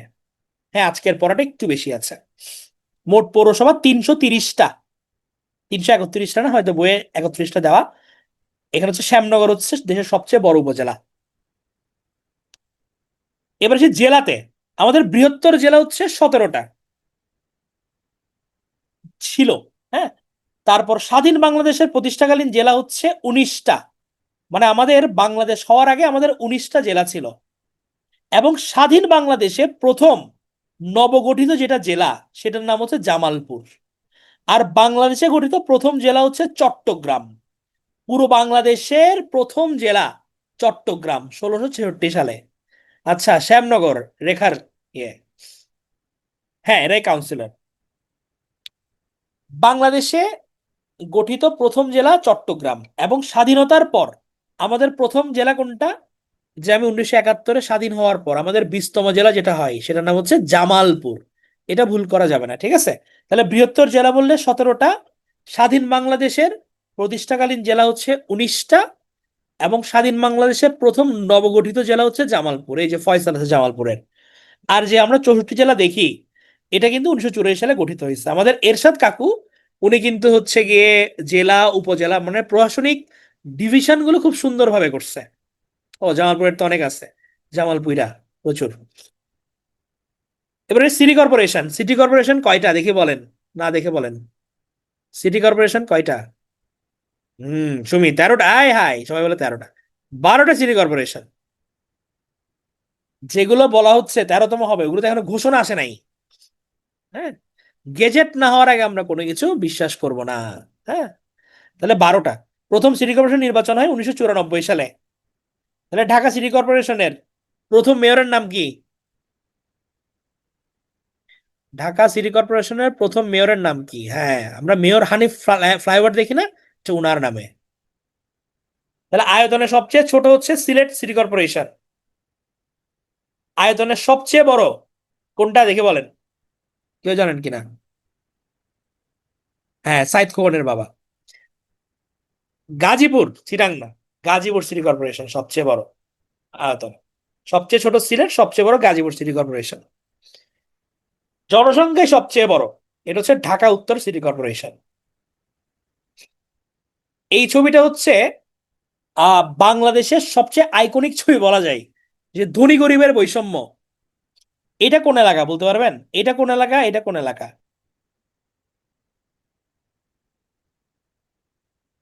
ইয়েস, আফতাব রহমান, এটা হচ্ছে গুলশান।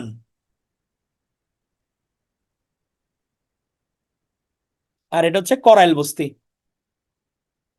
মাঝখানে ছোট্ট গুলশান লেক। আর বৈষম্য চিন্তা করেন। হ্যাঁ, এটা দেখলে বোঝা যায় যে আমরা কি পরিমাণ হচ্ছে বৈষম্যতে আছি। হ্যাঁ, এটা নিকেতনের সাইডটাতে। এবং হচ্ছে আপনারা করাইলের মধ্যে দিয়ে একটা রোড বনানীতে ঢুকছে, সেম রোড, করাইলে ভাঙা চোরাই ভর্তি, বনানীর গেটটা শুরু হইলো, রোড একদমই সুন্দর। হ্যাঁ, একদম কঠিন লেভেলের বৈপরীত্য। ওই রোডটা দিয়ে গেলেই হচ্ছে আমার এটা মনে করে যে আমরা কি পরিমাণ যে বৈষম্য করি। জনসংখ্যায় সবচেয়ে ছোট। হ্যাঁ, যে আমরা ভাই জনসংখ্যা নিয়ে টেনশনে নাই, বরিশাল সিটি কর্পোরেশন, ঢাকা উত্তরের যত টেনশন। এটা সিটি কর্পোরেশনের হিসাব। আচ্ছা, শপথ পড়ান কে কাকে, এটা একটু জাস্ট পড়ে নিবেন, নাইস টু নো। হ্যাঁ, প্রধানমন্ত্রী পড়ান হচ্ছে মেয়র, জেলা পরিষদের চেয়ারম্যান এদেরকে, এলজিআরডি মন্ত্রী পড়ান সিটি কর্পোরেশনের কাউন্সিলরকে, ডিসি পড়ান ইউনিয়ন পরিষদের চেয়ারম্যানকে, এবং ইউনিয়ন পরিষদের মেম্বারদের পড়ান ইউএনও। বউ ঝামেলা করতেছে, বলেন যে আজকে আরো একটু সময় লাগবে, আরো 50 মিনিটস এর মতো সময় নিব আপনাদের থেকে, এটা নাইস টু নো। হ্যাঁ, ওনাকেও ক্যাডার বানান। ভেরি গুড ফিরোজ, ভালো কথা বলছেন। নিকারের হচ্ছে ফুল ফর্ম জিজ্ঞেস করছিল আমাদের একজন। হ্যাঁ, নিকার হচ্ছে national implementation committee for administrative reorganization and reform. NICAR, নিকারের প্রধান বা আহ্বায়ক হচ্ছে প্রধানমন্ত্রী। এই যে আমরা নতুন ইউনিয়ন করি, পৌরসভা করি, তারপর হচ্ছে থানা, উপজেলা, জেলা, হ্যাঁ, বিভাগ, এগুলো যে আমরা করি, এই নিকারের হচ্ছে প্রধান, মানে এই নিকার এটাই করে। নিকারের কাজ হচ্ছে কি প্রশাসন সংক্রান্ত জিনিসপত্র ডিল করা, ভাগ করে দেওয়া। হ্যাঁ, আর নিকারের প্রধান হচ্ছে প্রধানমন্ত্রী। হ্যাঁ, 12টা পর্যন্ত তো আমি, আমি হচ্ছে মোটামুটি 2.5-3 ঘন্টা কিন্তু ক্লাস দিই, আপনাদের তো আমি অনেক আর্লি ছাড়তেছি। রাইসা, মাথাটা তাহলে কেটে কিছুক্ষণ পাশে রাখেন, আজকে একটু সময় লাগবে। হ্যাঁ, তাহলে আমরা এতক্ষণ যেগুলো বলছি, এগুলো এখানে একসাথে দেওয়া, একবার কুইক রিক্যাপের জন্য। হ্যাঁ, এটাতে গোথ্রু করতেছি না, এটা আপনারা নিজেরা একবার দেখে নেবেন। হ্যাঁ, না আর 15 মিনিটস, 15 মিনিটের জন্য হচ্ছে আর ব্রেক দিচ্ছি না। গণতন্ত্রের রক্ষা কবচ বিচার বিভাগের স্বাধীনতা, এটা আমরা সবসময় বলি যে বিচার বিভাগ যদি স্বাধীন থাকে তাহলে আমাদের গণতন্ত্র সমুন্নত থাকবে। তাহলে আপনাদের কাছে প্রশ্ন আমার, বাংলাদেশের প্রশাসনকে কয় ভাগে ভাগ করা হয়েছে? বাংলাদেশের প্রশাসন 2 ভাগে ভাগ করা হয়েছে। 3 যারা বলতেছে আমি পিটাবো। হ্যাঁ, আমাদের মাঠ প্রশাসনের সর্বোচ্চ স্তর কোনটা? এটা হচ্ছে বিভাগীয় প্রশাসন। আর আমি যদি বলি, আমাদের ধরেন স্থানীয় সরকারের একদম সর্বনিম্ন, গ্রামীণ প্রশাসনিক ইউনিটের সর্বনিম্ন ইউনিট কোনটা? হচ্ছে ইউনিয়ন, একদম সর্বনিম্নটা। Very good. আমাদের ইউনিয়ন পরিষদ এখন কয়টা? 4, 5, 9, 6, ভেরি গুড, 4,596টা। ওকে, এবার আমরা চলেন আজকের একদম লাস্ট জাস্ট কয়েকটা স্লাইড, বাংলাদেশের রাজনৈতিক ব্যবস্থা একটু দেখি। এগুলো বিগত বিশেষের প্রশ্ন যেগুলো আসছে। তাহলে 152 নম্বর অনুচ্ছেদে আমাদের রাজনৈতিক দলের কথা উল্লেখ করা হয়েছে। রাজনৈতিক দলের লক্ষ্য কি দেখি আপনারা বলেন তো। জেনারেলি একটা রাজনৈতিক দল আপনি খুলতেছেন, লক্ষ্য কি? ক্ষমতা গ্রহণ, লুটপাট, ক্ষমতা, চাঁদা, দেশের উন্নয়ন, জনতা, জনসেবা। হ্যাঁ, সরকার গঠন, আমি নির্বাচনে ক্ষমতা লাগবে আমার, জনমত সংগ্রহ করে নির্বাচনে অংশগ্রহণ করে রাষ্ট্রীয় ক্ষমতা অধিষ্ঠিত হওয়া, অন্যতম প্রধান লক্ষ্য সরকার গঠন করা। আমি তো ক্ষমতায় আসতে চাই। হ্যাঁ, তাহলে এইটা হচ্ছে মূল লক্ষ্য। তবে গণতান্ত্রিক শাসন ব্যবস্থায় জনগণ এবং সরকারের মাঝে সেতুবন্ধন তৈরি করে রাজনৈতিক দল। রাজনৈতিক দল ছাড়া আবার হয় না, দুইটার মধ্যে ব্রিজ। হ্যাঁ, এই টপিক থেকে প্রশ্ন আসে। তাহলে রাষ্ট্র পরিচালনার মূল শক্তি হচ্ছে রাজনৈতিক দল। হ্যাঁ, এগুলো রাষ্ট্রবিজ্ঞানের পড়া। গণতন্ত্রের ভিত্তি হচ্ছে রাজনৈতিক দল, রাজনৈতিক দলকে বলা হয় স্বার্থ একত্রীকরণকারী। হ্যাঁ, তারা একসাথে সব স্বার্থ একত্রীকরণ করে। জনগণের হচ্ছে গিয়ে যে ভিন্নমুখী এবং বিক্ষিপ্ত মতামত, এগুলিকে সুসংগঠিত করে হচ্ছে রাজনৈতিক দল। হ্যাঁ, এবং আধুনিক গণতন্ত্র হলো পরোক্ষ বা প্রতিনিধিত্বমূলক গণতন্ত্র। এই লাইনটা খুব গুরুত্বপূর্ণ, আমরা ক্লাসে মনোযোগ দিই। আধুনিক গণতন্ত্রটা কি? পরোক্ষ এবং প্রতিনিধিত্বমূলক গণতন্ত্র। কারণ আমি প্রতিনিধি নির্বাচিত করে পাঠাচ্ছি। হ্যাঁ, প্রতিনিধি নির্বাচিত করে সংসদে পাঠাচ্ছি, এ কারণে প্রতিনিধিত্বমূলক গণতন্ত্র বলা হয়। এবং এই লাইনটা খুব গুরুত্বপূর্ণ, প্রতিনিধিত্বমূলক গণতন্ত্রে বিরোধী দলকে বলা হয় বিকল্প সরকার। তাহলে পরীক্ষায় আসবে বিকল্প সরকার কে? এটা হচ্ছে বিরোধী দল। এবং সংসদীয় সরকার মূলত দলীয় সরকার। গণতন্ত্র সফল নাকি ব্যর্থ কার উপর নির্ভর করে? রাজনৈতিক দলগুলোর উপর। এরা কিভাবে চলে, এদের কারণে আমাদের মাঝে মাঝে নাক কাটা যায়, তাই না? তাহলে এদের উপর নির্ভর করে। এবং রাজনৈতিক দলগুলো পরিচালিত হয় নেতার নেতৃত্বে, নেতা যা বলছে তাই হবে। এখন রাজনৈতিক দলের নিবন্ধন প্রথা, এটা প্রথম চালু হয় 2008 সালে নবম জাতীয় সংসদে, নিবন্ধন আইন 2020 অনুযায়ী। যে আমি যদি একটা রাজনৈতিক দল খুলতে চাই, তাহলে আমার কি লাগবে? আমার নিবন্ধন লাগবে। এই সিস্টেমটা কখন চালু হয়? এই সিস্টেমটা চালু হয় 2008 সালে নবম জাতীয় সংসদ নির্বাচনে। এবং এই 2008-এ নবম জাতীয় সংসদে আরেকটা কাজ হয়েছিল। এখানে আমরা নির্বাচনের মধ্যে না ভোটের বিধান আমরা দেখছিলাম, না ভোটের ব্যবস্থা ছিল। বর্তমানে নিবন্ধিত রাজনৈতিক দল কয়টা? 50টা। আবারও চালু হচ্ছে, হ্যাঁ, এবারও বলছে, এখন দেখা যাক। সর্বশেষ নিবন্ধন পাইছে বাংলাদেশ মাইনরিটি জনতা পার্টি, বিএমজিপি। প্রতীক হচ্ছে এটার রকেট। এটা হচ্ছে সর্বশেষ নিবন্ধন প্রাপ্ত দল। এখন শিমু বলছে এনসিপির কথা, তাহলে এনসিপির স্লাইড একটা আনতে হয় না? দিল ফারানাও বলছে, তাহলে এনসিপির স্লাইড একটা আনতে হয়। তাহলে আত্মপ্রকাশ ঘটছে এদের 28 ফেব্রুয়ারি 2025। আহ্বায়ক নাহিদ ইসলাম, সদস্য সচিব আক্তার হোসেন। এখন এনসিপি কি নিবন্ধন পাইছে নাকি পায় নাই? কি মনে হয়? রাশেদ অলরেডি বলছে পায় নাই, এনসিপি এখনো পাই নাই। হ্যাঁ,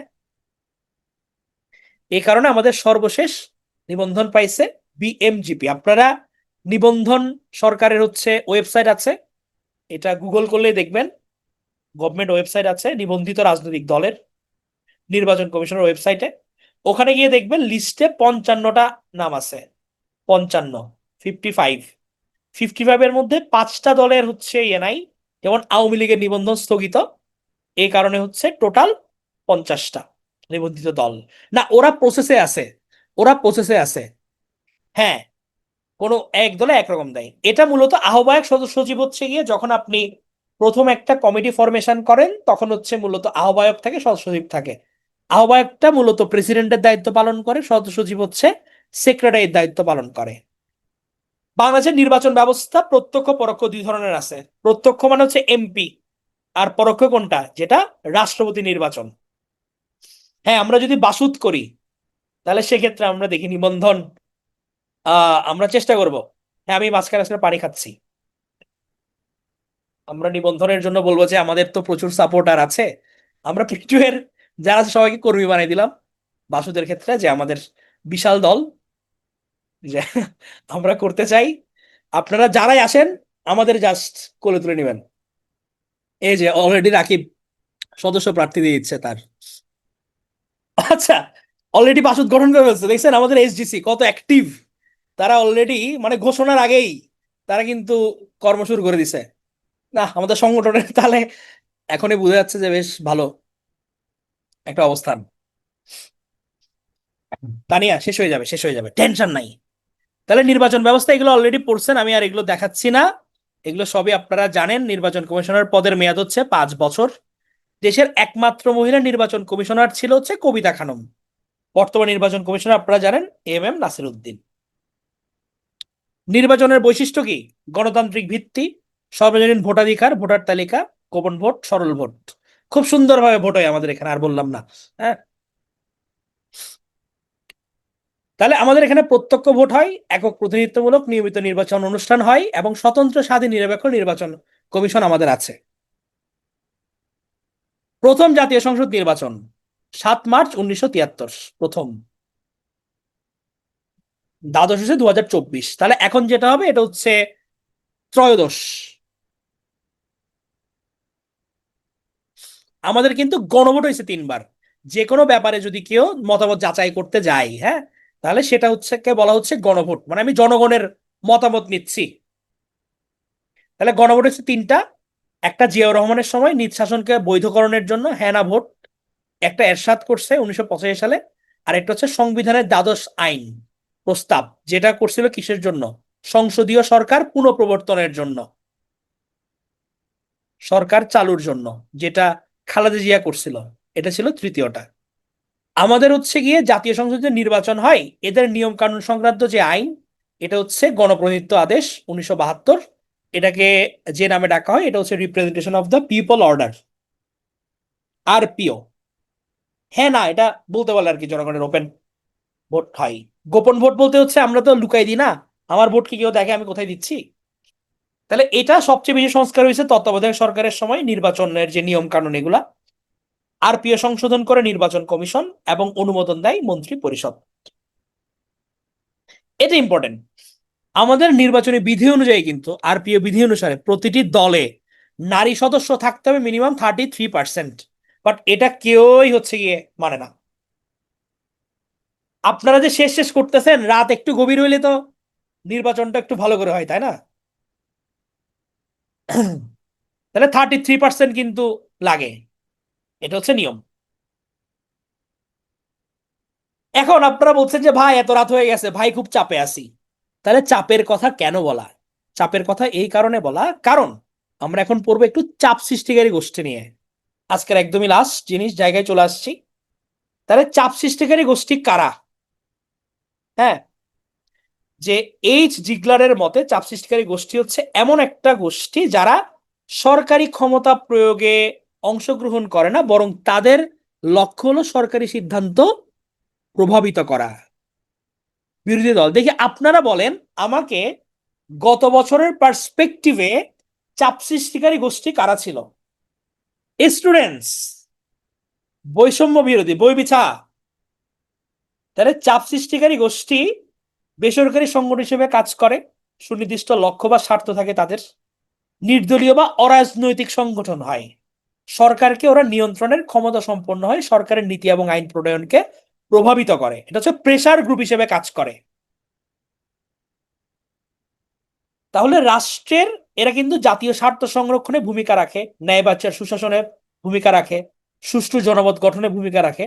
তবে রাষ্ট্রের প্রধান চাপ সৃষ্টিকারী গোষ্ঠী হচ্ছে সুশীল সমাজ।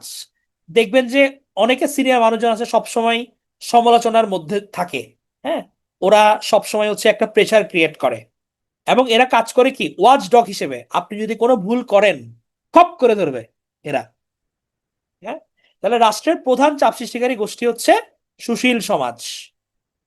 তাহলে চাপ সৃষ্টিকারী গোষ্ঠীর 4টা ভাগে ভাগ করছে অ্যালমন্ড এবং পাওয়েল, 4 ভাগে। একটা হচ্ছে ইনস্টিটিউশনাল ইন্টারেস্ট গ্রুপ, সংস্থামূলক চাপ সৃষ্টিকারী গোষ্ঠী, যেমন শিক্ষক কর্মচারী ঐক্যজোট। মাঝে মাঝে শিক্ষক কর্মচারী এরা হচ্ছে নেমে পড়ে না মাঠে, যে আমাদের অধিকার লাগবে। আমরা টিচারদেরও ভূমিকা দেখছিলাম জুলাই আপরাইজিং এ। তাহলে এরা একটা প্রতিষ্ঠান, সংস্থামূলক চাপ সৃষ্টিকারী গোষ্ঠী। সুশীল সমাজ, আমাদের মাঝে মাঝে ওয়ার্ল্ড ব্যাংক, আইএমএফ এরা যে লোন দেয়, ওরা বিভিন্ন হচ্ছে গিয়ে সবসময় কি করে, প্রেশারাইজ করে লোন রিপেমেন্ট করার জন্য, অর্থনীতি ঠিক পথে আনার জন্য। এরা হচ্ছে institutional interest group. Anomic interest group, এগুলো মুখস্থ করতে হবে না, জাস্ট জেনে রাখেন। অ্যানোমিক ইন্টারেস্ট গ্রুপ যেমন ছাত্র বিক্ষোভ, এরা হচ্ছে গিয়ে আমাদের লাস্ট আমরা যেটা দেখছি যে কোটা আন্দোলনের কারণে তারা হতাশায় নেমে পড়ছে। অ্যাসোসিয়েশনাল ইন্টারেস্ট গ্রুপ, সহযোগিতামূলক এনজিও। এনজিওরা কি করে, তারা সহযোগিতাও করবে, আবার বড় বড় এনজিওরা কিন্তু চাপও প্রয়োগ করে। ওয়ার্ল্ডের লার্জেস্ট এনজিওর নাম কি দেখি বলেন তো? লার্জেস্ট এনজিও সে ব্র্যাক। তাহলে ধরেন ব্র্যাক কিন্তু এমন এমন জায়গায় কাজ করে যেখানে ওরা অনেক সময়, শুধু ব্র্যাক না, যে কোনো এনজিও, ধরেন একটা কান্ট্রির মধ্যে একটা এনজিও বড় কাজ করতেছে, গভর্নমেন্টের হয়তো অত ক্যাপাসিটি নাই, অনেক সময় কিন্তু এনজিওর কথায় অনেক কিছু হয়। হ্যাঁ, তাহলে যেমন আবু বকর অলরেডি ব্র্যাকে আছে, তাহলে হচ্ছে গিয়ে এটা কি, এটা হচ্ছে আমার, তারা সহযোগিতাও করে আবার চাপও সৃষ্টি করে, এটা হচ্ছে অ্যাসোসিয়েশনাল। আর নন অ্যাসোসিয়েশনাল কারা, যারা অসহযোগিতামূলক, সন্ত্রাসী গোষ্ঠী, হ্যাঁ, এরা হচ্ছে গিয়ে আমার অসহযোগিতামূলক চাপ সৃষ্টিকারী গোষ্ঠী। এরা আবার প্রেশারাইজ করবে কিন্তু নেগেটিভ ওয়েতে।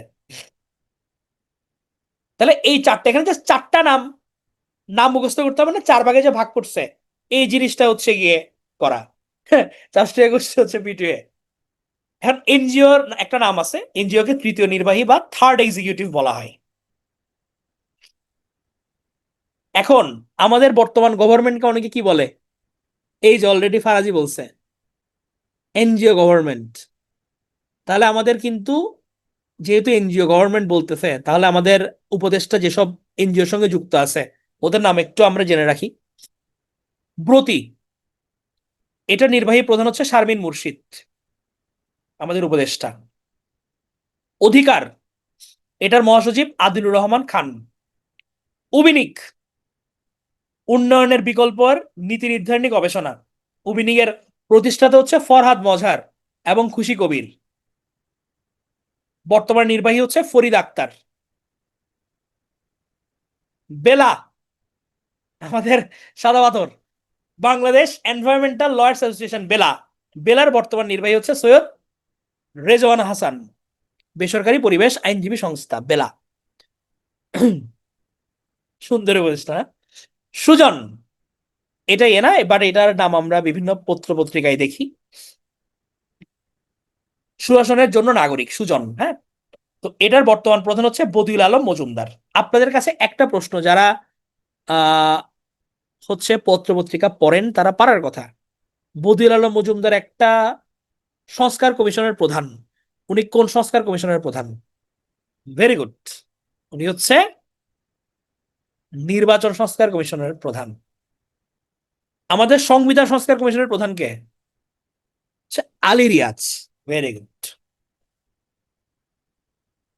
CPD, centre for policy dialogue, এরা হচ্ছে অর্থনৈতিক অবস্থার মূল্যায়ন করে, এটার প্রতিষ্ঠা হচ্ছে রেহমান সোভান, বাংলাদেশের খুবই উচ্চমানের একজন অর্থনীতিবিদ Rehman Sobhan. CPD. TIB, transparency international Bangladesh, ওরা হচ্ছে একটা বার্লিন ভিত্তিক একটা দুর্নীতি প্রতিরোধ করে, তারা কাজ করে এটা নিয়ে, টিআইবি। ব্লাস্ট, ব্লাস্ট হচ্ছে গিয়ে Bangladesh legal aid service trust, প্রতিষ্ঠা হচ্ছে 1993 সালে। সংস্কার কমিশন হচ্ছে 11টা।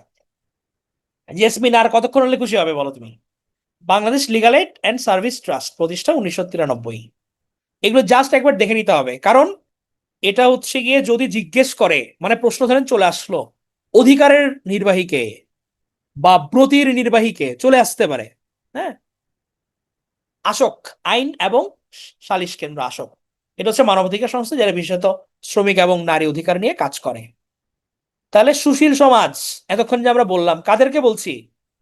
নাগরিক সংগঠন, স্বেচ্ছাসেবী সংগঠন, বুদ্ধিজীবী সমাজ, পেশাজীবী সংগঠন, এনজিও, ক্রীড়া সংগঠন, সাংস্কৃতিক সংগঠন, এরা হচ্ছে সবাই সুশীল সমাজ। শেষ করার আগে আপনাদের একটা প্রশ্ন ধরি, দেখি বুদ্ধি করে বলতে পারেন কিনা। আমরা যে এনসিপি কে দেখলাম, এনসিপি কি চাপ সৃষ্টিকারী গোষ্ঠী, হ্যাঁ নাকি না? অনেকে হ্যাঁ বলতেছে।